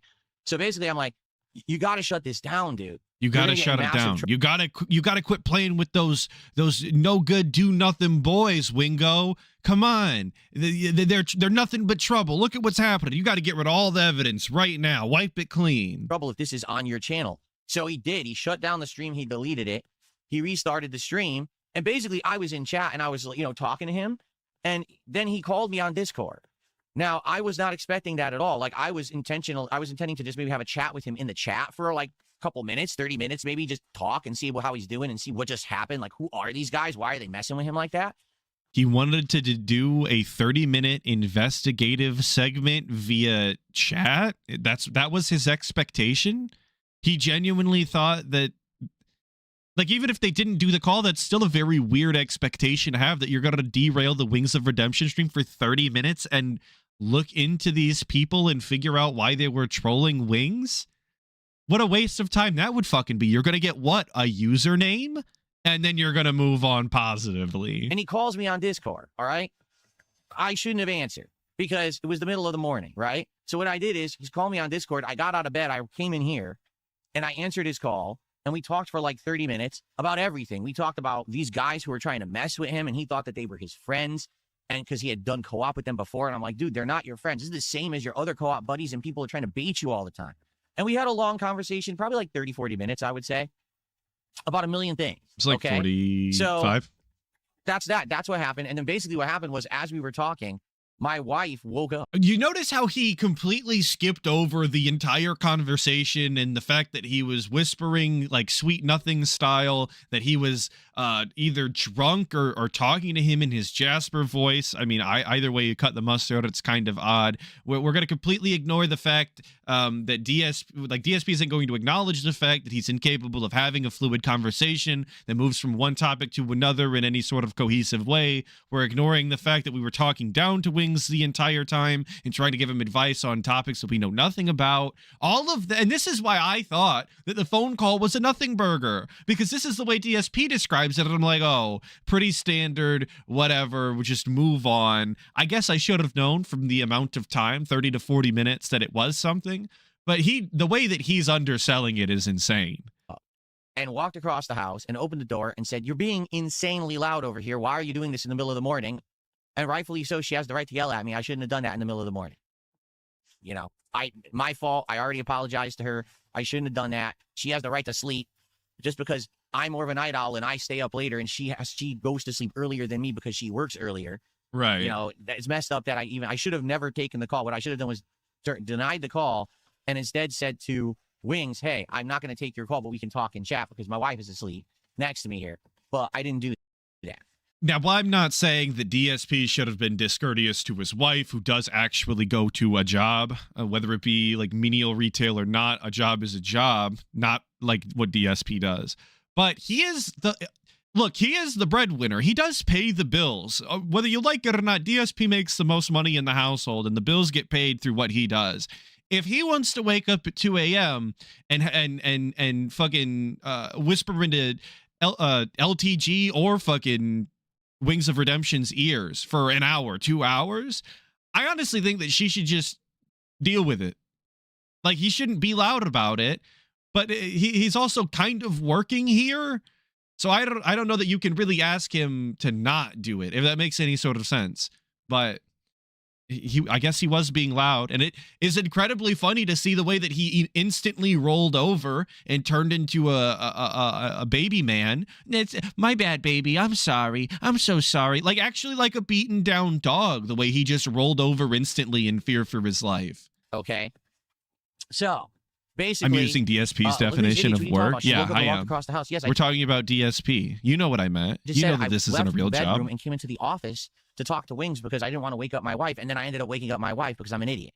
So it's okay to drunk call someone at 3 a.m. while she's asleep? I mean, not necessarily okay, but at the end of the day, it's like, she doesn't know whether or not this is business related. Maybe he's making a fuck ton of money. I don't know. So anyway, it is what it is. He's got a weird And circumstance basically, going on, I there's guess. nothing bad about the conversation we had whatsoever at all. I think that hopefully it was a conversation that he will get something out of. Notably, just in summary, the guy is miserable and doesn't want to stream games anymore. Like, he outright doesn't want to do it, but he says he's trapped and he can't really do any other kind of work. And I was trying to get him to figure out, what is it that you want to do then? Do you want to be a podcaster? Do you want to make other kinds of content? He's got to figure something out for himself. And he moves past that section with Kat very quickly without addressing the headphones, without addressing the multiple walls and doors that I would have to go through, without addressing how quietly he was actually talking, because once again, we all heard the phone call. He was not speaking in a loud voice. You can tell when somebody's whispering into their microphone and when they're not. And he definitely was not speaking at a normal speaking volume. So the idea that she heard through all of that, and probably through her CPAP machine as well, I'm not buying that he was in a different room. I'm just not doing it. If not just sitting. I mean, the dude is now at the point where he's playing Arc Raiders at 1 o'clock in the morning with two people who he thinks are his friends who are actually trolls who are spamming the N-word on his mic on his stream. This is not the way. You know what I'm saying? Like, it's just not the way. Now, in reality, you guys are right. I probably shouldn't be bothering. Like, why is it my problem? It's not. It's not my problem. It's his problem to figure out his own life. But, you know, I like to try to help people, and maybe that's just not my job, and I should step back. You know, maybe that's I the agree. case. Maybe I should just be like, all right, you know what? Wings is wings. If he's going to make mistakes, he's going to make mistakes, and I can't stop him from making those mistakes. You know what I'm saying? This is a foreign concept to DSP, by the way. The idea that he shouldn't be getting involved in other people's business, people who aren't even his friends. He shouldn't be trying to stop them from doing things or telling them what to do and allowing them to make their own mistakes. The fact that he shouldn't do that is a foreign concept. He genuinely believes that he is Captain Save-A-Ho out here, and that he's going to right the wrongs that are actively being made by people who don't even care to talk to him. Sure. Yeah, no, I agree. You shouldn't do that. I just don't know how we got to the other side in the first place. You know, it is what it is. So that's what happened. And basically at this point, yeah, now I'm never going to be accepting calls from Wings of Redemption in the middle of the morning ever again. Great. On Discord. Glad we got That's probably confirmation. A bad idea, particularly because it's going to wake up my wife, and, you know, will anything ever come of it? Like, I hope that he got something out of the conversation. I don't know if he did. I hope he took some of the stuff that I said to heart. I do feel like Wings can succeed. Okay. Seriously, Okay. I know that he can succeed. 100%. I feel for the guy. But he has to get out of this this loop that basically he's stuck in. This loop of he can't make money, he can't. Crazy that DSP is calling what anybody else does a loop. This is the guy that has, what does he have? Like 5 different things that he does over the course of a year, which is like crashing out over video games not coming out, crashing out about not making enough money. Inevitably, like once a year, the trolls get under his skin bad enough that he brings it up, and then he has like week-long cope sessions about it. And then like we do chargebacks every once in a while. That's a classic part of the cycle, is the chargeback arc coming back. Like, what else does DSP do? That's the DSP cycle, but apparently Wings has his own. Out of this this loop that basically he's stuck in. This loop of he can't make money, he can't get views, he can't get any kind of notoriety on the internet. His trolls are the reason, because they troll him and mess up with his content. So then it gets him depressed. So then he drinks soda and he eats bad and he can't sleep. And that screws up his schedule. So then he can't do other things either. And now his whole life is messed up. And then it just gives more ammo to his trolls to make more content, which then messes with him. You see what I'm saying? It's an endless loop. He needs to break the loop. I can't do it for him. No one can do it for him. He's got to do it for himself, right? Once again, this is just re-gifted advice from detractors to DSP that he did not actually take himself. He just grabbed the receipt and handed it off to Wings and said, here you go, I got this for you. And I hope that he will, but there's not much I can do about it, you know? To be honest, I feel like something that he should do is stop just doing gameplay constantly. He should, and he should move on to other kinds of conversational content. Because the thing is, he should do a the pre-stream. live thing he was doing was the right way, just in the wrong format. I think that Wings can do really good in a talking format, a podcast, or as a guest on a show, but not Lolcow Live. Lolcow Live is a degrading show where it's constant embarrassment and constant what's the next stunt or prank we can pull to, as he said, to Yeah, well, they're trying to be entertaining, DSP. They're just not very good at it, so they resort to these kind of what I would call cheap tricks. But in regards to in regards to DSP being on loop, I just seen a comment that I liked. Where did it go? Oh, from Old Man Jenkins saying, didn't he get a comment yesterday saying, I didn't realize this content was current? I thought these were old clips. Yes, he did. And I believe that was a troll too, by the way. But if we really believe the narrative that DSP is going for, there are apparently DSP fans that are under the assumption that all of the detractor clips that exist and are coming out currently are just old clips from DSP where we're beating the dead horse, and he's actually stopped making content. That's how on a loop DSP is. That when people watch clips from this week, they genuinely think that it was from 10 years ago. But it's Wings that is on a loop. He's the one that's got to break the cycle. turn it into a marathon. You know what I'm saying? And he shouldn't do that. He shouldn't be trying to just completely embarrass himself constantly to make money. It should be content that he wants to make. And that was the problem with Lolcow Live. It's obvious he didn't want to make that content, but it was the only content he could make to make money, right? So he needs to find that balance where he can make content he's okay making, and it also makes him money. I found that. I'm lucky enough and I'm happy enough to know that I'm here. I'm a podcaster. I'm also a gamer. I could do all these fun things and I love doing them, and I make a living doing it. He's miserable with what he's doing. At least that's what he says. And you got to take him at face value for what he's saying, right? So I'm sad that Okay. I feel like no matter what I do, I might not get through to the guy, you know? What? It's just weird. It's a weird level of obsession. Like this weird relationship that he wants to have so desperately with Wings, who very clearly is just not taking it the same way. He's not nearly as accepting of this relationship. It's so fucking odd, especially from DSP, the guy who routinely just is impossible to work with, and every person that he has ever dealt with in both his personal life and his professional life, if you're willing to call it a professional life, every single person was worse off afterwards because DSP inevitably fucked them over royally.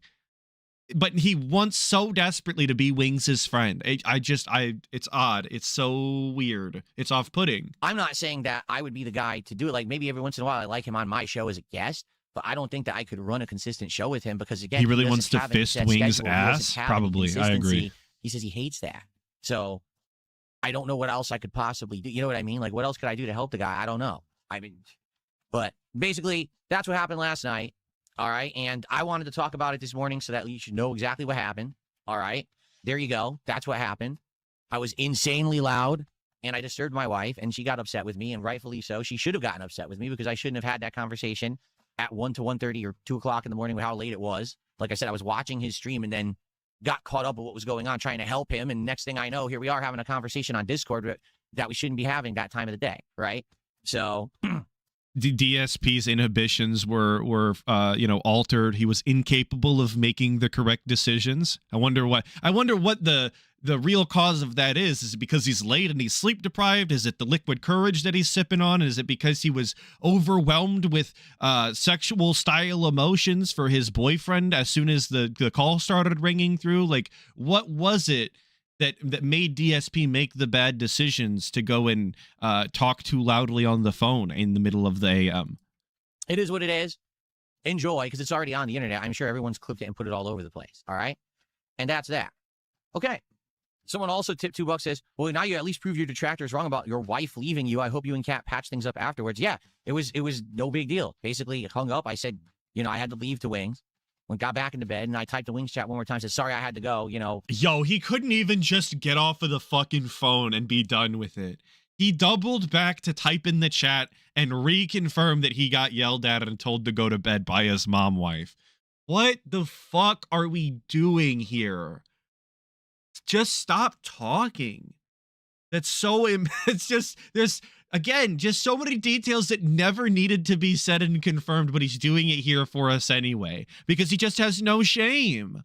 I shouldn't have basically done that. And that was that. And we're good, We went to sleep. Woke up this morning. I apologized to her again, and we're fine. It's no big deal. As I said, yeah, I'm not stupid. I'm not gonna accept Discord calls at 2 a.m. again. That was dumb of me. I never should have accepted the call. That was really stupid. Okay, there you go. Alex from Phoenix did a $5 super chat and says, "You." And again, a very weird conclusion for that to be that he's just decided that 2 a.m. Discord calls are a step over the line. Not quite sure where he gets off thinking that when his entire business, again, if you're willing to call it that, takes place online, and that being a content creator can have hours well into the evening, well into the morning, or however you want to cut it. But sure, we're just never talking on the phone in the morning again. Like you said, you can't help anyways. Cheers. I literally tried my best in every way possible to get the guy's attention, and still his trolls got to do that. And it's like, you know, you see the house burning down, and you yell to everyone fire, and you call the fire department, and you break the windows open so people can get out of the house. You're doing everything you possibly can, and the house still burns down. And it's like, oh. Fuck. Damn it. Okay. Anyway. For the record, I've never seen firefighters put out a fire. I want that on record. I have personal beef with firemen. This is a hot take, I know. No pun intended. Never seen them put out a fire in my entire life. I've seen multiple houses burn down in real time with my own eyes, and I've never seen them actually put out a fire. So thank you. Let's see. Cabal, 38 months as a member, says push Wings on his consistency and getting a co-op. At this point, no, I don't think I'm going to push Wings on anything. Wings already knows. I would love to have him as a guest on this show during normal hours, not 1 a.m. He also knows that I would be willing at some point to maybe do something with him, whether it's an ongoing thing, whether it's gameplay. He knows this. He can't consistently respond. Like, he doesn't respond to Discord DMs. He just doesn't. It's insanely rare when he does. He won't have a consistent schedule. He won't set up something. I'm shocked. Now that I know him better, I'm honestly shocked he showed up to the show in October. Really, I am. I'm 100%. My jaw's dropping now. When he showed up, I was like, oh, that's cool. The delayed jaw drop. I don't know. No, but Jose, you're right. He says, hasn't she said before sound travels far in your house? Yes. And that's what I mean. That's why this was incredibly stupid of me to accept a call in the morning. I should have said, no, that's going to be too loud. No matter where I go in my house, she's going to hear me. But I'm dumb, and I came over here. I thought, oh. What are his fucking walls made out of? Paper mache and cardboard? Like, what the I guess drywall is kind of just paper mache, isn't it? But anyway, how fucking thin are his walls? Like, I've stayed in apartments, I guess, with thicker walls than DSP's got it in his own gated community style house, where just the amount of talking that he was doing at the volume that was getting picked up by the microphone, I just don't understand how it could have traveled through 2 doors, multiple walls, down the hall, through her fucking headphones, and into her ear canal enough for her to wake up and hear it. There's just something off about this story. I'm not buying it. Soundproofing in my studio. She'll never hear it. And of course, it was loud as shit, because I'm stupid. Okay. So, Cabal, thanks. Mozzie did a $2 super chat. He says, hope you slept well last night, laughing out loud. After the call, I slept like a rock. There was no big deal. Like I said, between my wife and I, it's no big deal. But of course, everyone on the internet has to make it into something it's not. Who cares? So I hope that addressed it. Are we good now? Can we move on? Because I got a lot of reacting to do today, quite frankly. Got so much reacting, guys. I don't want to react to the thing that I did yesterday. I want to watch these shitty video game trailers that no one cares about instead. That's what the people are here for. We've addressed everything. So now, yes, it's okay. You can use an insanely loud meme in the chat. Yes, you can make fun of me that I woke my wife up in the middle of the morning and she ran across the house to yell at me because I'm an idiot. That is pretty embarrassing. I'm serious. You can joke about that because I did it. It's truthful. It happened. It's not an exaggeration. It's not the detractors taking a nugget of truth and extrapolating it into a lie. It's truthful. It happened. It's my fault. It's a mistake I made last night. Okay, so everyone make fun of me. I give you permission. Make fun of me. Okay. See, but he's giving you, which is weird, permission to make fun of him, which nobody needed. But he's like honing in on the fact that he was being too loud, and he's putting all of the. This is the one time DSP is going to put the responsibility on himself, because to do it any other way would put some of it on Cat, which I guess we can't do. What's more funny is not that he was being too loud. The fact that he, again, instantly rolled over as soon as she came in and started giving him shit and turned into the biggest coward possible. There was no explanation on his behalf. There was just, he instantly just goes, "Oh, I'm sorry, baby. My bad. I'm so sorry. I'm being too loud. Oh, I'll change that. I'll get off the phone right now. My bad." Just instantly showed his belly as soon as the problem arose. That's the only chance you have. Anything else, you're incredibly on thin ice. You understand me? So you better only make fun of the one thing that I approve of you making fun of me for. Okay. Someone tipped $1.50 and says, when you hear Wings saying things like he hates streaming and he hates playing games, do you really think people will show up to those streams? The wrong people will. His trolls will. Because they want to see him miserable. So the people who hate him will show up to see him be miserable on stream when he says that kind of stuff. I mean, that's kind of the whole thing I'm trying to get through to him. I'm like, dude, you overshare too much. Sometimes you have to have a thought and keep it in the brain. Don't have it come out the mouth. But he has a bad pattern of going too far with what he shares. He overshares all. He was talking about how his dick was limp. That is true. I hate to agree with the guy, but Wings does have a bad pattern of sharing too much information, like showing everyone that he beat the surgery with actual concrete numbers, telling people that his dick doesn't work, and having all of those weird Discord mods, flirting with his wife. I see that a couple of times. That's fucking weird. All the time. Even if he's miserable on stream, he shouldn't be telling his audience he's miserable on stream. No one wants to be there then, Or he should really try hard with his audience who care about him to figure out what it is he can do on stream that's productive and positive and fun, rather than, well, I know I hate Arc Raiders, but it's the only thing anyone will be here for, so let's play Arc Raiders and I'll just, yell at the game the whole time. I don't think that's going to work. You know what I mean? Or you know what I'm saying? What? Based off Real says, do you think Wings tried to set you up by letting other people record the call? What on earth are you talking about? Dude, I thought Wings recorded the call. It was on his stream. Of course people recorded the call. I knew it was on his stream. I was watching his stream. I told you. There was no setup. That's ridiculous. Is that what people are saying? That he was trying to set me up? Absolutely not. That's not what happened at all. Please. The guy's got enough shit on his plate of people saying that he did stuff. Don't invent something. Okay? Seriously. All right. So that was the day after style Seethe session, where we tried to change the narrative and rewrite history live for our dented audience, so that they wouldn't understand, if they didn't go and watch it themselves, just how, again, embarrassing and pathetic and soy it was, the way that he behaved. And that's why it's so important to not believe DSP. Like, I know I always do the joke where I, go along with DSP's narratives and try and follow all of the weird rules that he's set up and follow the story as he's telling it to its natural conclusion with all of the details that follow it. But really, everything that he says is a rewrite, it's a retcon. It's not the way that it actually happened. And if you believe the things he says, you have an entirely different perspective on all of the events. And that's how he keeps his cult going, I guess. Speaking of keeping his cult going, obviously we couldn't just talk about Wings of Redemption for the entire week. We did have to do some gameplay style streaming, which of course is everybody's favorite. Everybody loves the gameplay. They call him Mr. Gameplay, like they called him Mr. YouTube.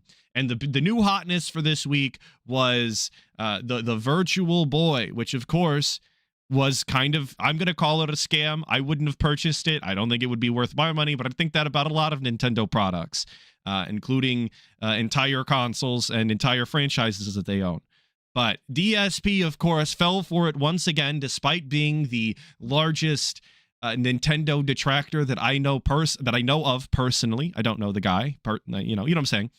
Despite being a big Nintendo hater, of course, he shelled out all of the money that they asked for once again so that he could complain about the product. So he did, I want to say, like 5 different segments of the Virtual Boy complaining about it, probably 2 before and 3 after he actually opened the box. So I will show you 1 before, and then I will show you how he actually covered it, and then I'll show you 1 after. But if we could have just talked about the Virtual Boy all fucking day, the way he complained about it. It was the oddest anti-hype that you could actually do for a subject in a way that only DSP really could. I've never seen another streamer anti-hype their own content the way that DSP does. You'd be shocked. I had breakfast for dinner. I had IHOP, and it was pretty darn good, actually. I didn't eat it all. Like what you saw me eat in the video was basically, or in the stream was basically what I ate, because it was a lot of food, but it was pretty good, I would say. Sorry, I forgot we had the IHOP section. It's been a while since I watched this clip. Very good. I think I want to actually try that game Deadlock from Valve. Holy fuck. Oh boy. Games during the marathon that I really like, and we haven't had a chance to get back to, but now that we're wrapping up Hellmart, and it looks like tomorrow we're not going to have a lot to do with the Virtual Boy. For those who didn't hear, this is kind of unfortunate and sad, Oof. but basic. The music just died. Oh no, I just started a new track. The Virtual Boy is kind of a scam. And what I mean by that is, again, I hate to agree with the guy. Nintendo didn't really disclose this, but basically the whole Virtual Boy thing that they're going to have on the Virtual Console as of tomorrow, Nintendo Online Virtual Console thing, it can only be played in handheld mode. There's no way to play any Virtual Boy games docked. So no one can actually capture, broadcast, or do anything with the Virtual Boy. You can only play it yourself for personal use. Did Nintendo explain that? No. Not at all. They were advertising it like it was some big deal. Like, I'm seeing people in chat saying they did disclose this. Is this true? Before the Virtual Boy online store thing went live, because he was recording this the day before, did they announce this? Is this true? I didn't look into it because I don't buy Nintendo products anyway. I have no interest. But DSP would again lead you to believe that that's not true, that they never said anything of the sort. And you guys are saying that they did. It was disclosed. Okay. So DSP is just incapable of doing his job and researching the things that he's purchasing and is going to review. I mean, that's no surprise. Obviously, DSP not able to do his own research. If the chat didn't tell him, it basically didn't exist to him. for Virtual Boy, it's coming out like, well, but you're limiting me from being able to actually capture and stream it. Why? Like, it's 2026, Nintendo. What the fuck's wrong with you? Right? So anyway, it looks like tomorrow what I'll be able to do is just test it live, but you won't see it. And there's nothing I can do about that. There's no way to actually capture the Virtual Boy feed from the console. If you dock the console and try to boot the Virtual Boy app, apparently it gives you an error and says you can't do that. Okay, then why? So his actual idea for reviewing the Virtual Boy and showing it to the people is not to actually show it, because apparently you can't, which he didn't know, but he's just gonna hook it up and then tell you what it looks like. Now, I couldn't believe this. I genuinely thought there was no way that like lets this pass as content. Absolutely, you can't just show you looking into the fucking the little binoculars there, or whatever you want to call them, and then just tell people what it looks like. There's no way. Does that make any fucking sense? No, not at all. But that's how Nintendo is doing it without actually disclosing that. Like, no one knew that until today, when people who were on the other side of the planet got the Nintendo Online Premium and said, I can't play it. What is going on? So pretty lame. Pretty freaking lame. I guess we'll see tomorrow. Okay, we'll test it out tomorrow and we'll try to figure it out. But what I'm thinking is tomorrow's stream, we will hook up the Virtual Boy. I'll test it for like a half an hour. I'll tell you what I think and what I see. And I will probably... I'll tell you what I think and what I see. And by the way... Never in my life did I think that I was going to need somebody to do a video game style review and then tell me what they see, because there just wasn't going to be any sort of visuals for the audience. I never thought I'd hear someone try and make that content, but then he did. Guy is he a liar. really did. Ban this idiot right now. It's a troll. I am going to likely do some Nintendo Online exploration, and what I mean by that is I am going to see what's on Nintendo Online Premium. Because with this marathon coming up on March 6th, we need to figure out what games specifically you guys would be interested in seeing me play during the marathon. And we may even play some retro games tomorrow during this stream, since I can't do much of the Virtual Boy, okay? So tomorrow will still be a retro stream. It just likely isn't going to be Virtual Boy the whole time, because there's no way I can even show you the footage. Glitterfart is saying idiots. I mean, that style of explaining what you're seeing is like a baseball game on the radio, but I think that even that makes more sense, because it's not. I don't think that it's really that difficult to explain what's going on in a sports game. But as far as explaining what the visuals look like of a device that you may have never seen in your entire life, just based off of DSP's very limited vocabulary, it's just an impossible task. But I think that anybody could explain the ball goes up into the air and comes down and it's an out, or so-and-so moves to second base off of a hit out to the left field. Like, though, that's all possible. I don't think DSP is capable of describing the graphics of the Virtual Boy in a way that you can actually put together in your mind. No exaggeration. That is brain dead fucking stupid. That in 2026, Nintendo can't figure out, people might want to actually share their gameplay of this new thing that we're selling. Wow, what a novel concept, right, Nintendo? No one's ever done that before, you fucking idiots. How dare they not prioritize streamers? Anyway, we will check it out tomorrow together and see what it's all about and go from there. All right, so we will have one stream of that. But because of that, now we're going to have open streams at the end of the week because I had other streams available for the Virtual Boy, which we can't play. So we will do both Deadlock and Marvel Cosmic Invasion by the end of the week for variety's sake. That should be pretty good, I think. Yeah. By the way, Deadlock did not do well. It was a $10 style stream, I think is what somebody had said earlier. It hit the chopping block very quickly and has been removed. It just didn't make the cut. If you guys wanted it, you would have paid. And it's going to take way too many streams for him to actually figure out the game and then therefore be entertaining.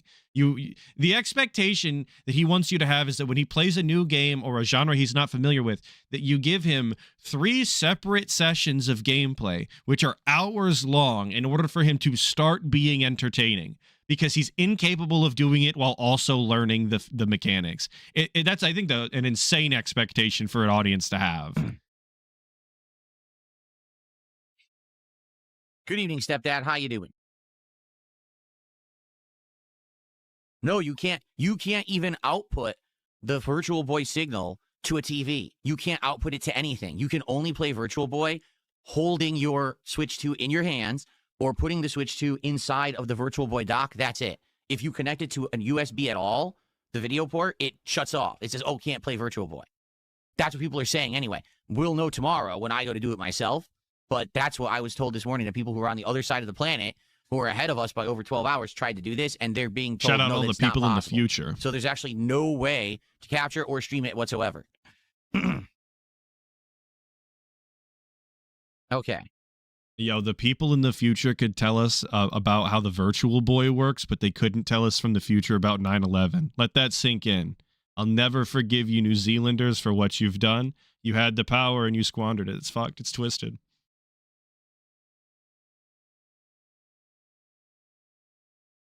$220, thanks for 500 kicks. I don't give 2 flaming shits about the drama you're talking about, but thank you for the kicks nonetheless. Thanks for the first contribution of the night. That's legit, because that other person was a troll.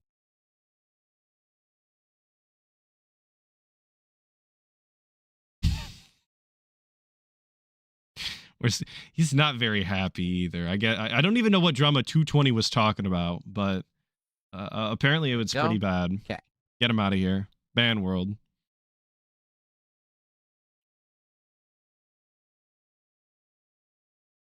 Still scanning, still looking. We're not paused. Good evening, Dungeon Keepers Mistress. How you doing? It has something in the background, like maybe next month I'll have it as part. I skip ahead and then I skip the That's exactly opening. right. Likely what's going to end up happening is this Virtual Boy stand, I'm just going to use it as something in the background, like maybe next month I'll have it as part of my backdrop. That's really the only use it's really going to have, because I'm not going to sit here and fucking play Virtual Boy by myself on my desk. That wasn't the point of getting it, you know? So I guess it's just going to be a background decoration. You know what? That might not have been the point of him getting it, but that was probably the idea they had when they made it, was that the people that were going to use it were going to sit there by themselves and then, you know, play it at their desk or on the floor or wherever the fuck you use a Virtual Boy. Yeah, actually $100 paperweight. And he tries to justify this. I don't know if it's in this rant or one of the other ones, but he actually tries to say, oh, well, I'm going to get more out of it because I'm going to use it in my background. But for the common person, it's definitely not worth your money. As if sitting in the background as a piece of fucking plastic garbage is actually any sort of value whatsoever. No, I don't know anything about Dwarf Fortress. Yo, shout out Dwarf Fortress. Don't know what that is.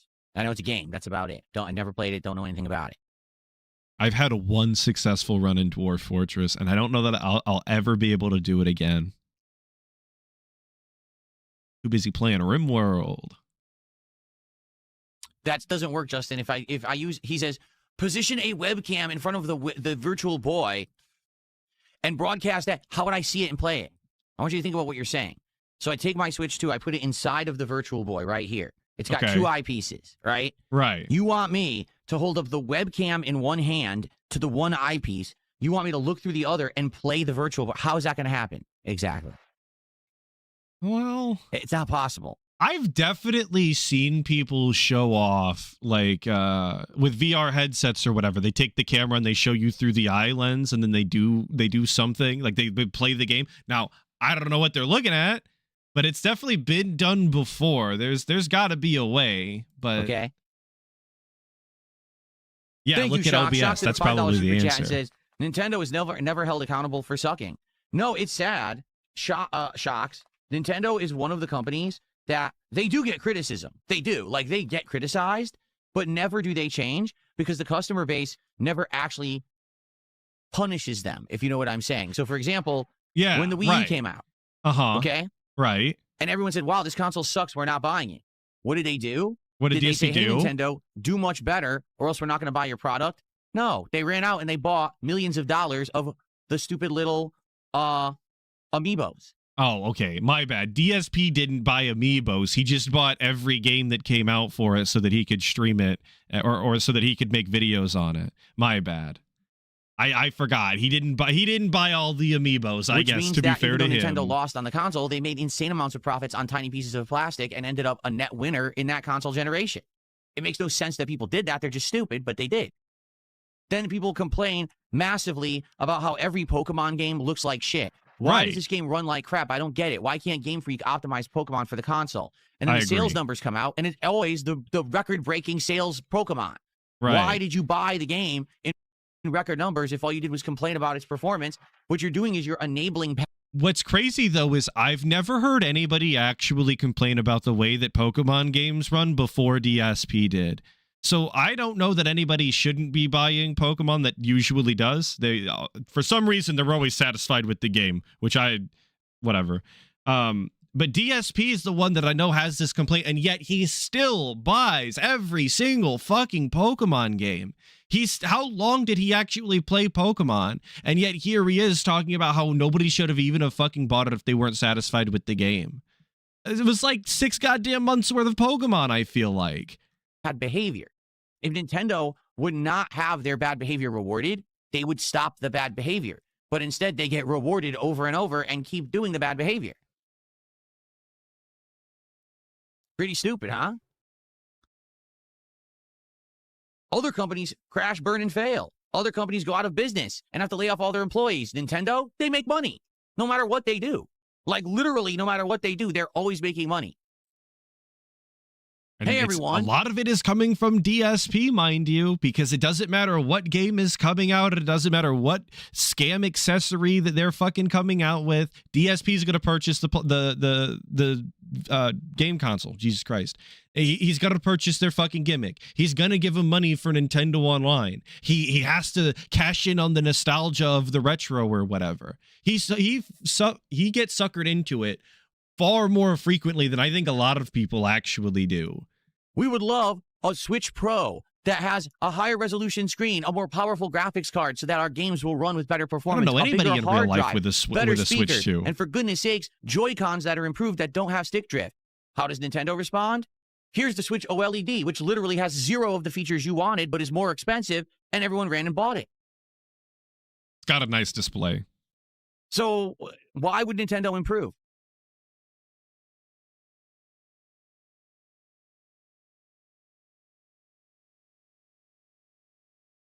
Sitting around, waiting, looking for an answer.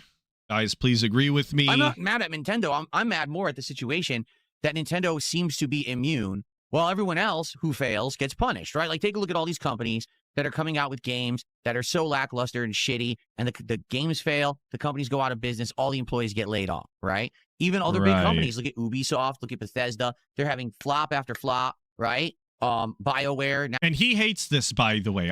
He's really trying to make it sound like he wants Nintendo to start losing employees and wants the company to start doing financially poorly so that they'll change the games and game consoles to the things that he likes. But every single time a company does make a genuinely shitty product and they do actually wind up getting laid off because they're terrible at their jobs. Believe me, there's bad chefs in the kitchen. Every time that these people are even rightfully let go, DSP is seething about it. He's upset that somebody has lost their job, as if somebody losing their job is always inherently the wrong thing to have happen.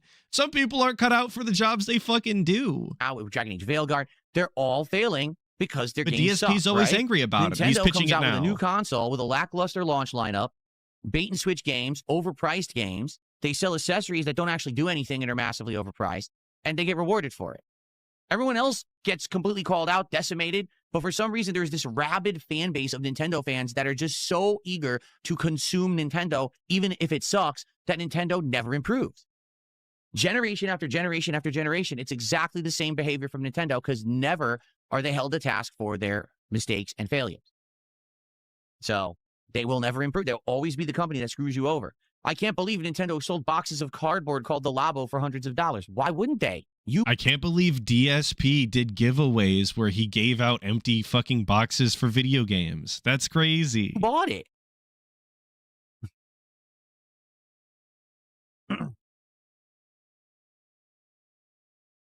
This is also all operating on the idea, though, that what DSP wants and what his hopes are for Nintendo is actually the goal, the objective best for Nintendo, and should be the goals that they strive for. And I don't think that those two things are one-to-one, but in the way that DSP tells the story, they are, and therefore they should be firing their employees and doing terrible.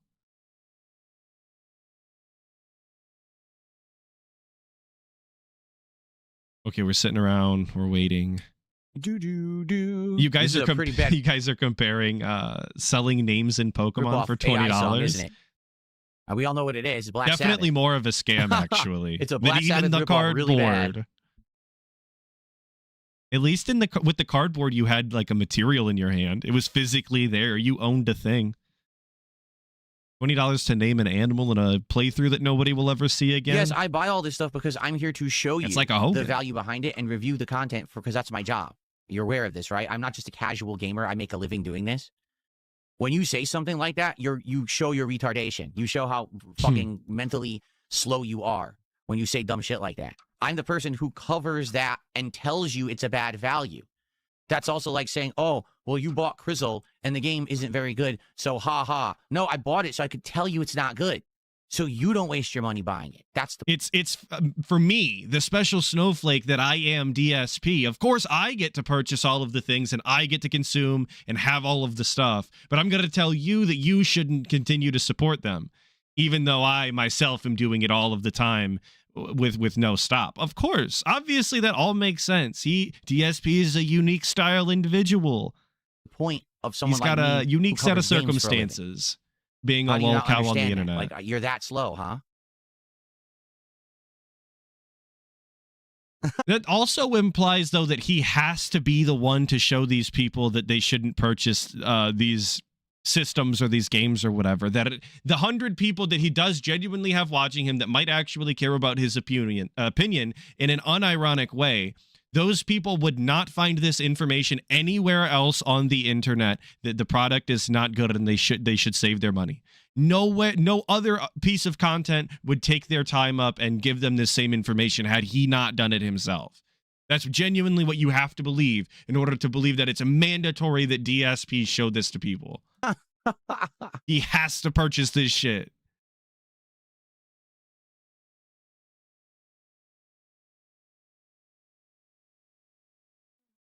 Holy dead air, brother. Oh, you can't return the Virtual Boy because it's a Nintendo Online exclusive. You had to buy it through the Nintendo Online store. You can't refund that. Only if it was like defective or broken. They're not going to accept a return. That's probably another reason why that's not sold in stores. Because how many people would have went to the store, bought that for $100, thinking it's like, oh, it's cool, and then they go home and they say, what the fuck? It's just a piece of plastic goggles. They would have immediately went back to the store and tried to return it. So, that's why they're Nintendo, not bro, Nintendo fans would never. Are we joking right now? Are we kidding? They would never return it. selling it in stores, and you have to buy it direct from Nintendo. Oh, and it is returnable? That's so fucking funny. Actually just talking out of his fucking ass.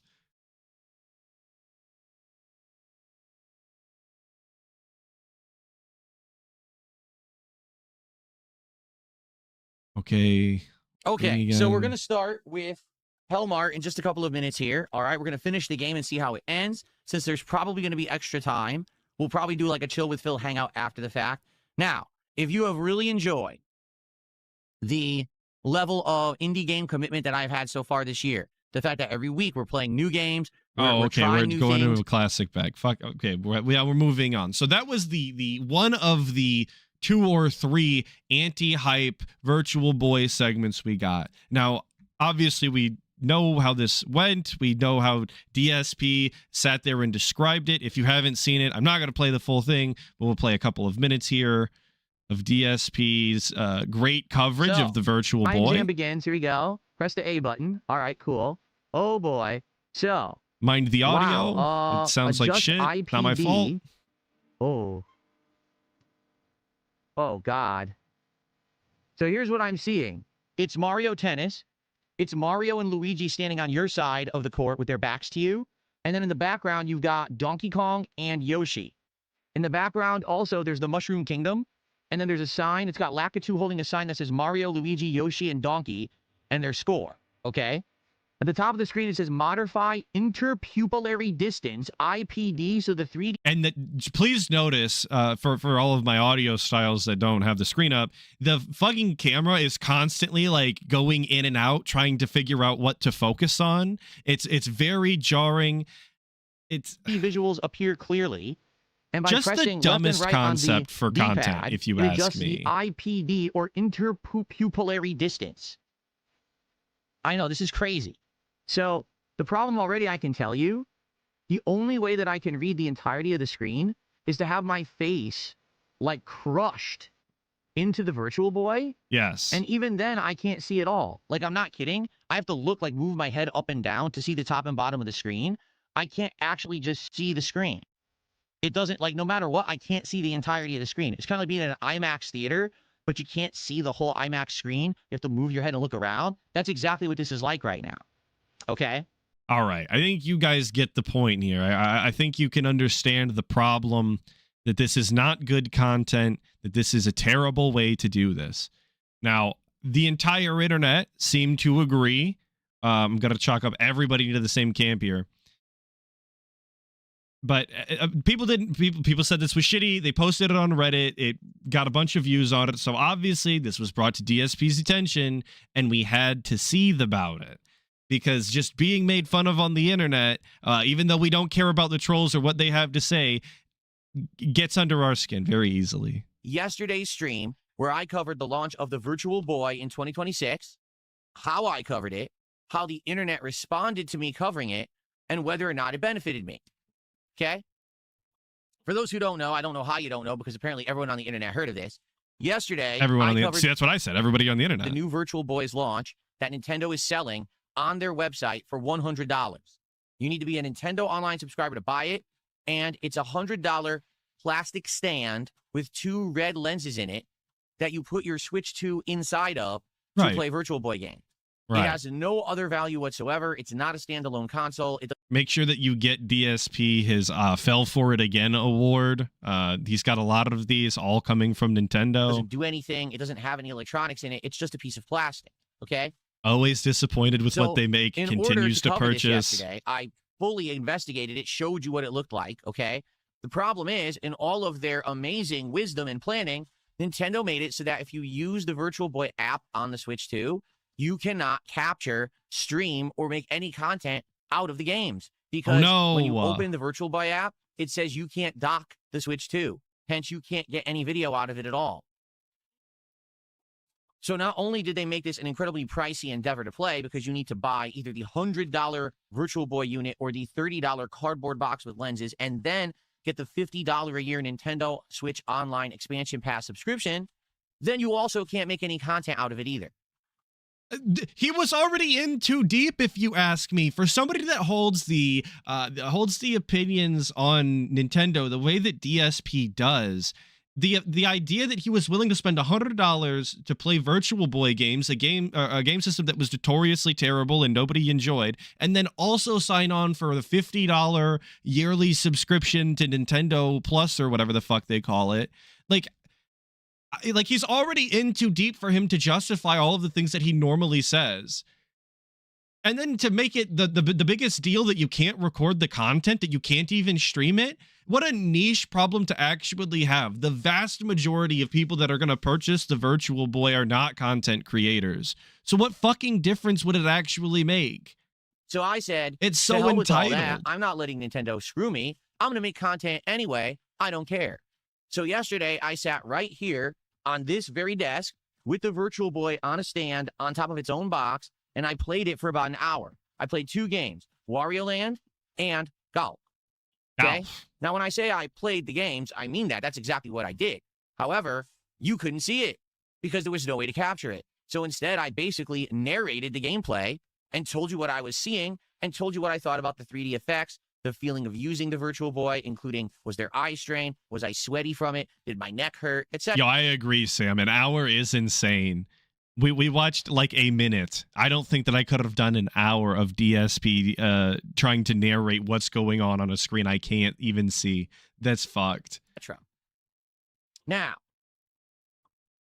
basically, I did this for about an hour. All right. First off, I'm not the only person who did it.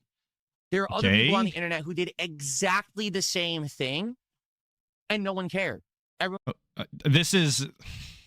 Guys, there's tons of people that shit their pants on stream, so it's not even a big deal that I did it. That's actually what we're doing right now. Because other people are also retarded, I can't be retarded. That's actually the defense that we're using right now. Okay, that's fine.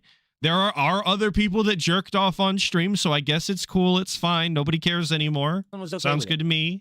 But because DSP did this, that's got to become news. Because people have to spin everything I do in a toxic and negative way. So, of course, that's also giving a lot of credence to DSP in the department of that he doesn't have the vocabulary nor the social skills in order to make that entertaining or actually comprehensible. Like DSP doesn't have a lot of descriptive words. I wouldn't be surprised if he used the word tangy to describe the graphics. He probably called them the 3D effect robust. Like that's just who he is when he describes things. Other people definitely have a far easier time doing that in a far more informative way. So no, there is actually no way that anybody did it like a DSP because it's not possible to. He's such a... We'll continue to call him a unique individual like that. Because I did it, it's bad. Everyone else literally did the same thing. That was okay for them. It was a funny experiment. It was an interesting thing. You made lemonade out of lemons. But for DSP to do it, oh, what a joke, what a laughing stock, what an embarrassment he is. Bullshit. Everyone who did that can go fuck themselves. Post that on Reddit. Go fuck yourself, you limp dick losers. I do exactly... Post that on Reddit just immediately eviscerates any sort of aura you were farming, any sort of, you can try and call it fear, I guess, that you were trying to get people to have a rise in them.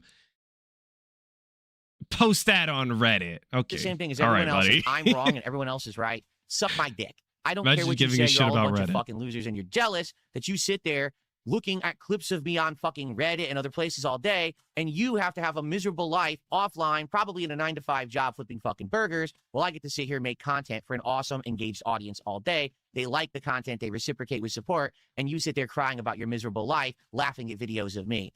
I'm the winner here, not you. Yo, imagine shitting on the fast food workers that you actively rely on all of the time to provide you content in the form of DSP tries it. Just imagine actually shitting on people that are just trying to... These fucking dumb, stupid teenage kids doing their first fucking job or whatever. It's over here getting felted by the guy. That's twisted. Thank you, NWO News, for the 2. Saying, good thing he met Kat or he'd be angry still. Yeah, he's way calmer now. Way more mellowed out and positive. I agree. Thank God for Cat. He might have literally blown his own head off from frustration. That's how I meant that, if she wasn't around. So that's just number one. Let's get that out of the fucking way. Okay? Now, outside of that, what happened was me playing the Virtual Boy for an hour got clipped. What does that mean? It means people took snippets of that and posted it all over the internet.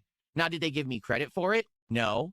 Did they link to DSP Gaming so people would come to the channel to watch the actual coverage that I put out on the channel? No. Instead, they just clipped moments and acted like it was funny. Ha ha ha.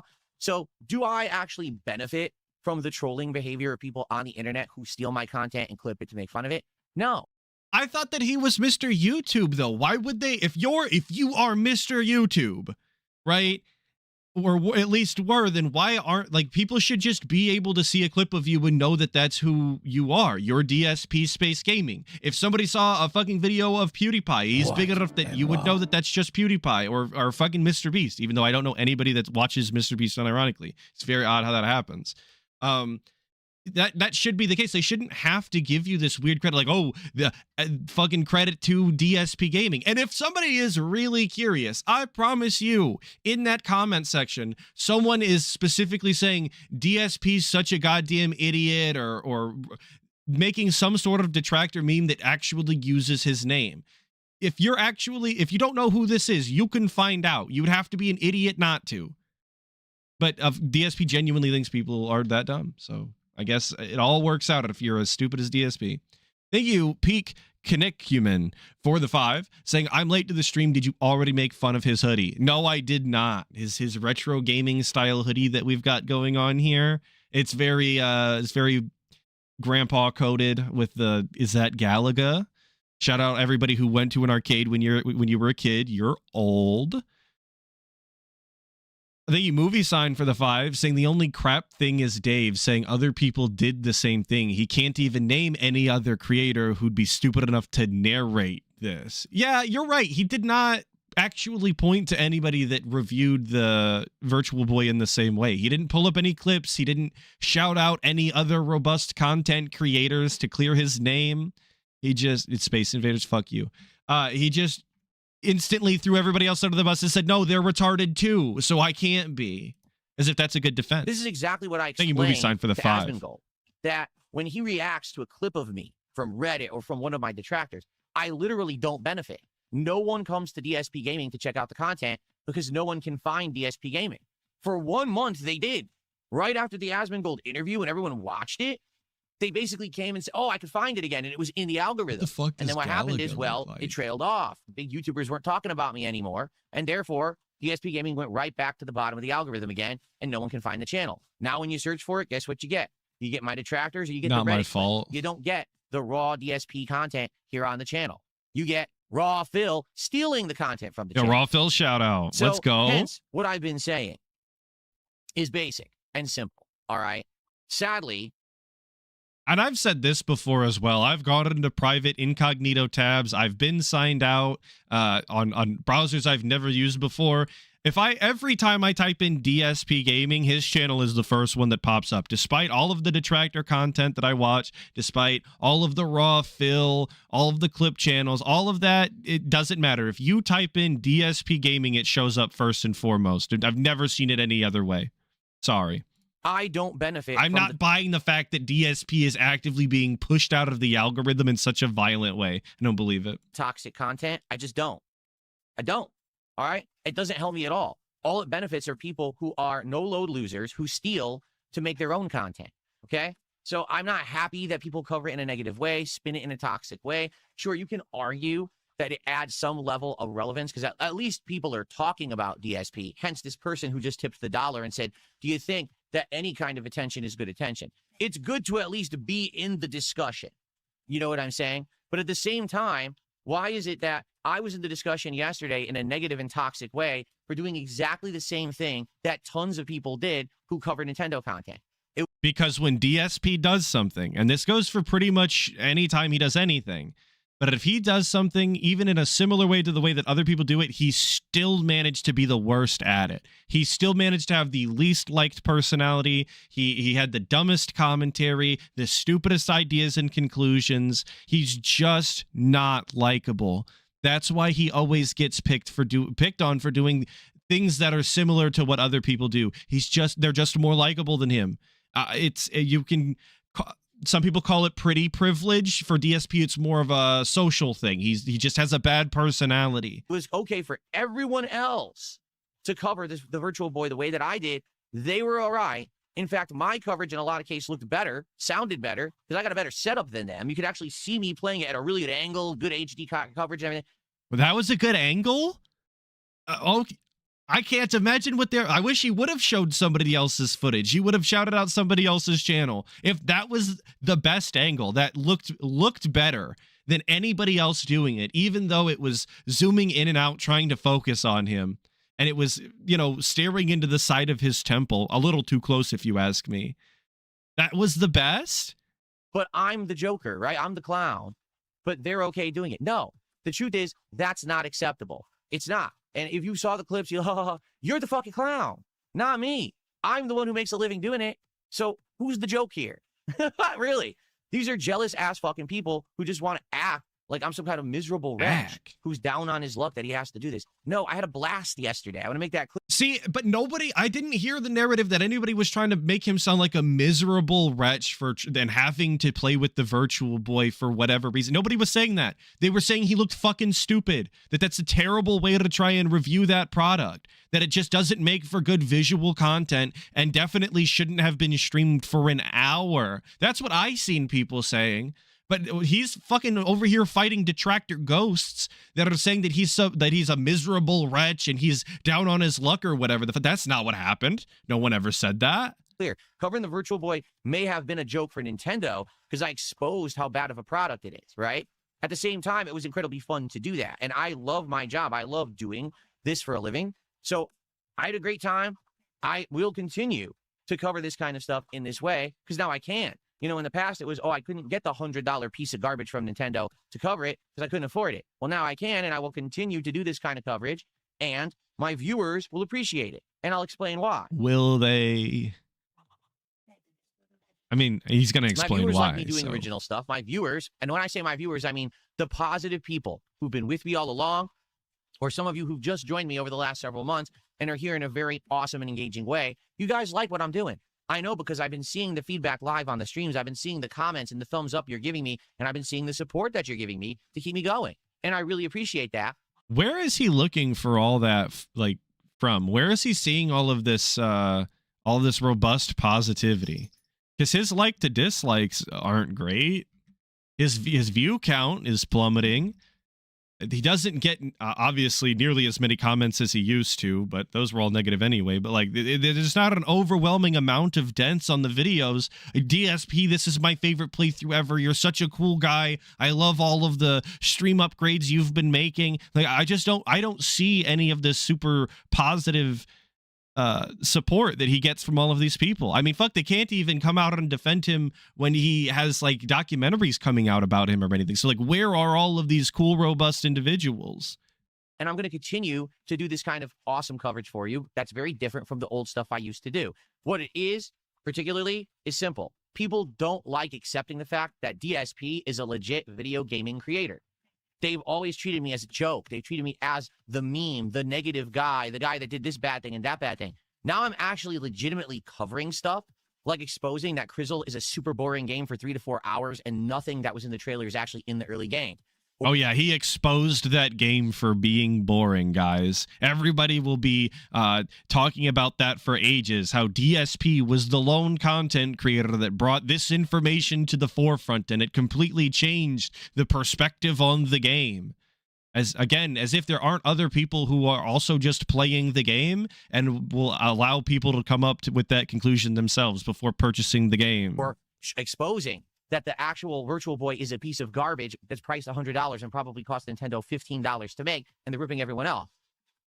That's a classic Nintendo strategy, if you ask me. I don't think that anybody needed this brought to their attention. If you're familiar with Nintendo, you either are okay with them doing this or you're not. I don't think that anybody is still in the dark about them doing things like this after they literally sold the Labo.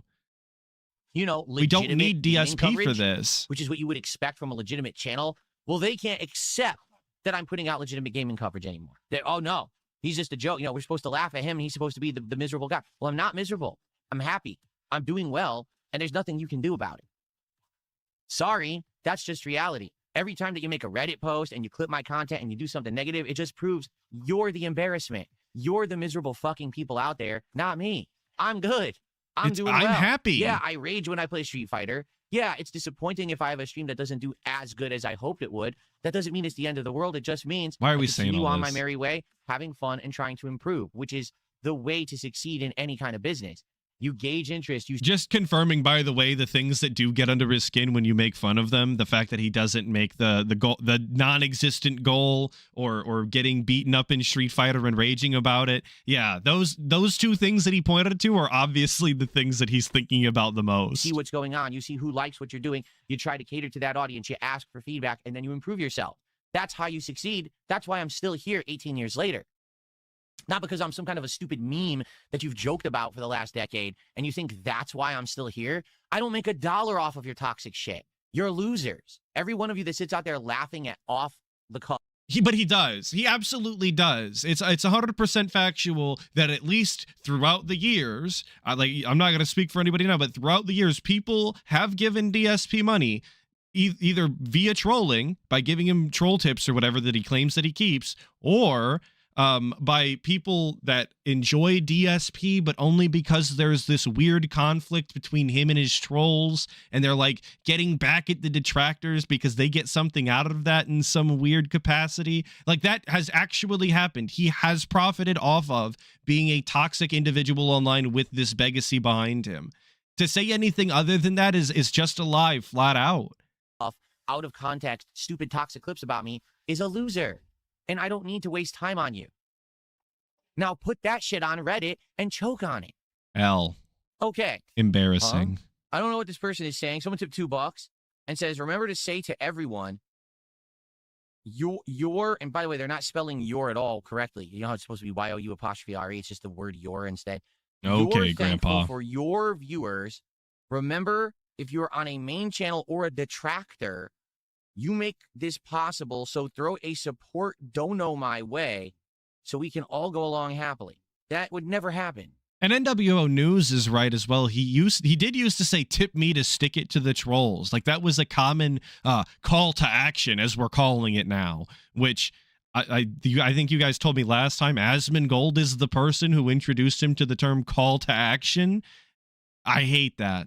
It's just a it's a rebrand for the word begging, and he thinks that it's acceptable. No one who's watching the detractor stream right now is going to leave the detractor stream and come over here and drop a donut. I just don't believe that.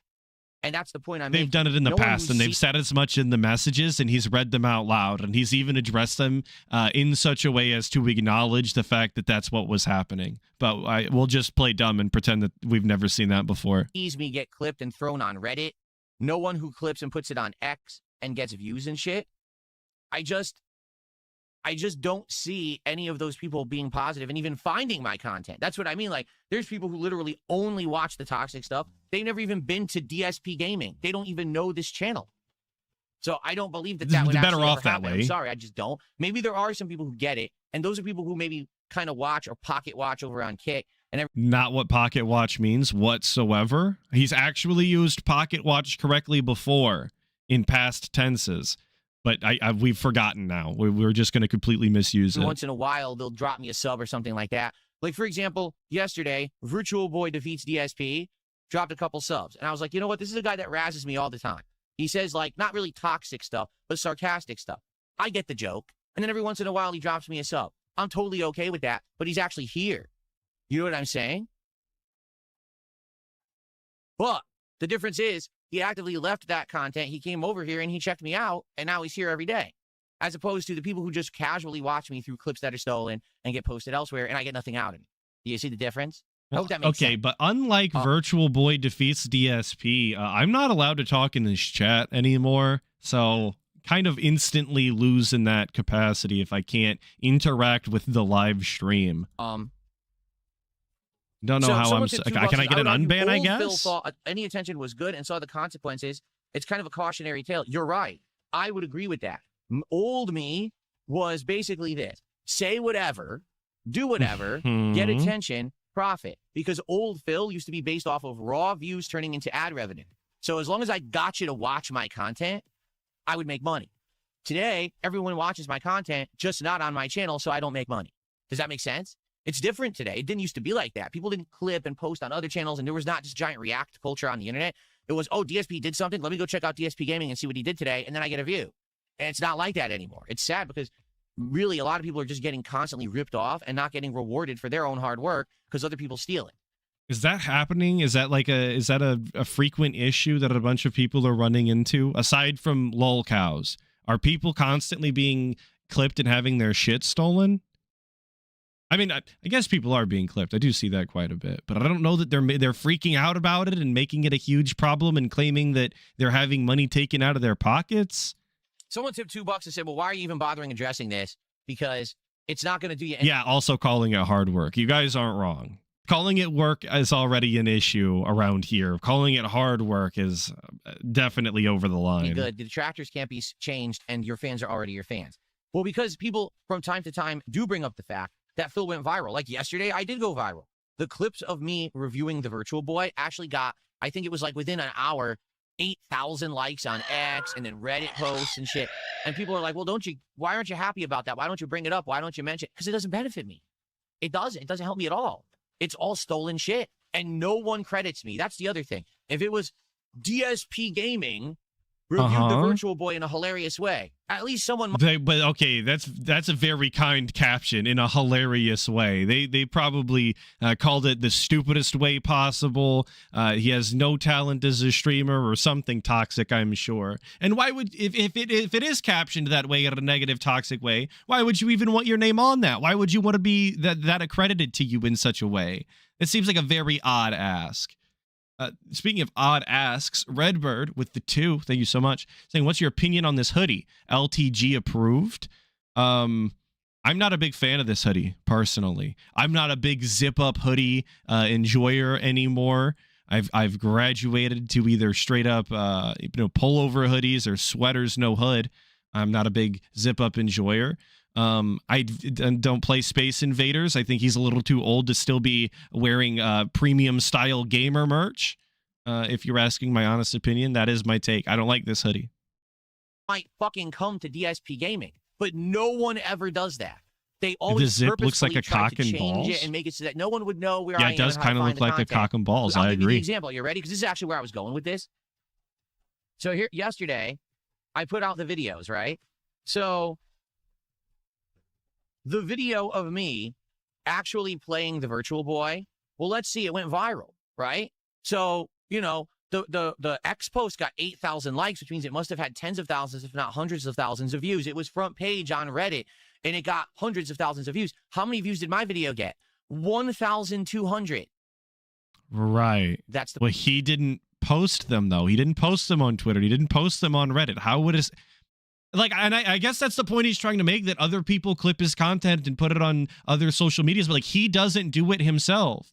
Other people have this happen to them all of the time, and they're not seething and suffering the consequences of this happening the way that he seems to be. Why is he unique in this way? I don't... I'm making. How much money do I make on a video like that? Probably $2. No exaggeration. I'll probably make $2 on that video in ad revenue. Now I think you see my point. No one watches the raw content because it's stolen. He doesn't post to those platforms, though. Like, even if it wasn't stolen, like, then the people just would have never have seen it ever. And then there's definitely no benefit. Okay? That's where I was going with that, is that I did all this hard work yesterday. I covered it. And, can you imagine if actually no one stole the fucking content and actually watched it at the source? If I actually got paid for my work? But that's how the internet works. Everyone steals everything now. That's why I enjoy being an interactive live streamer and making my income on the stream.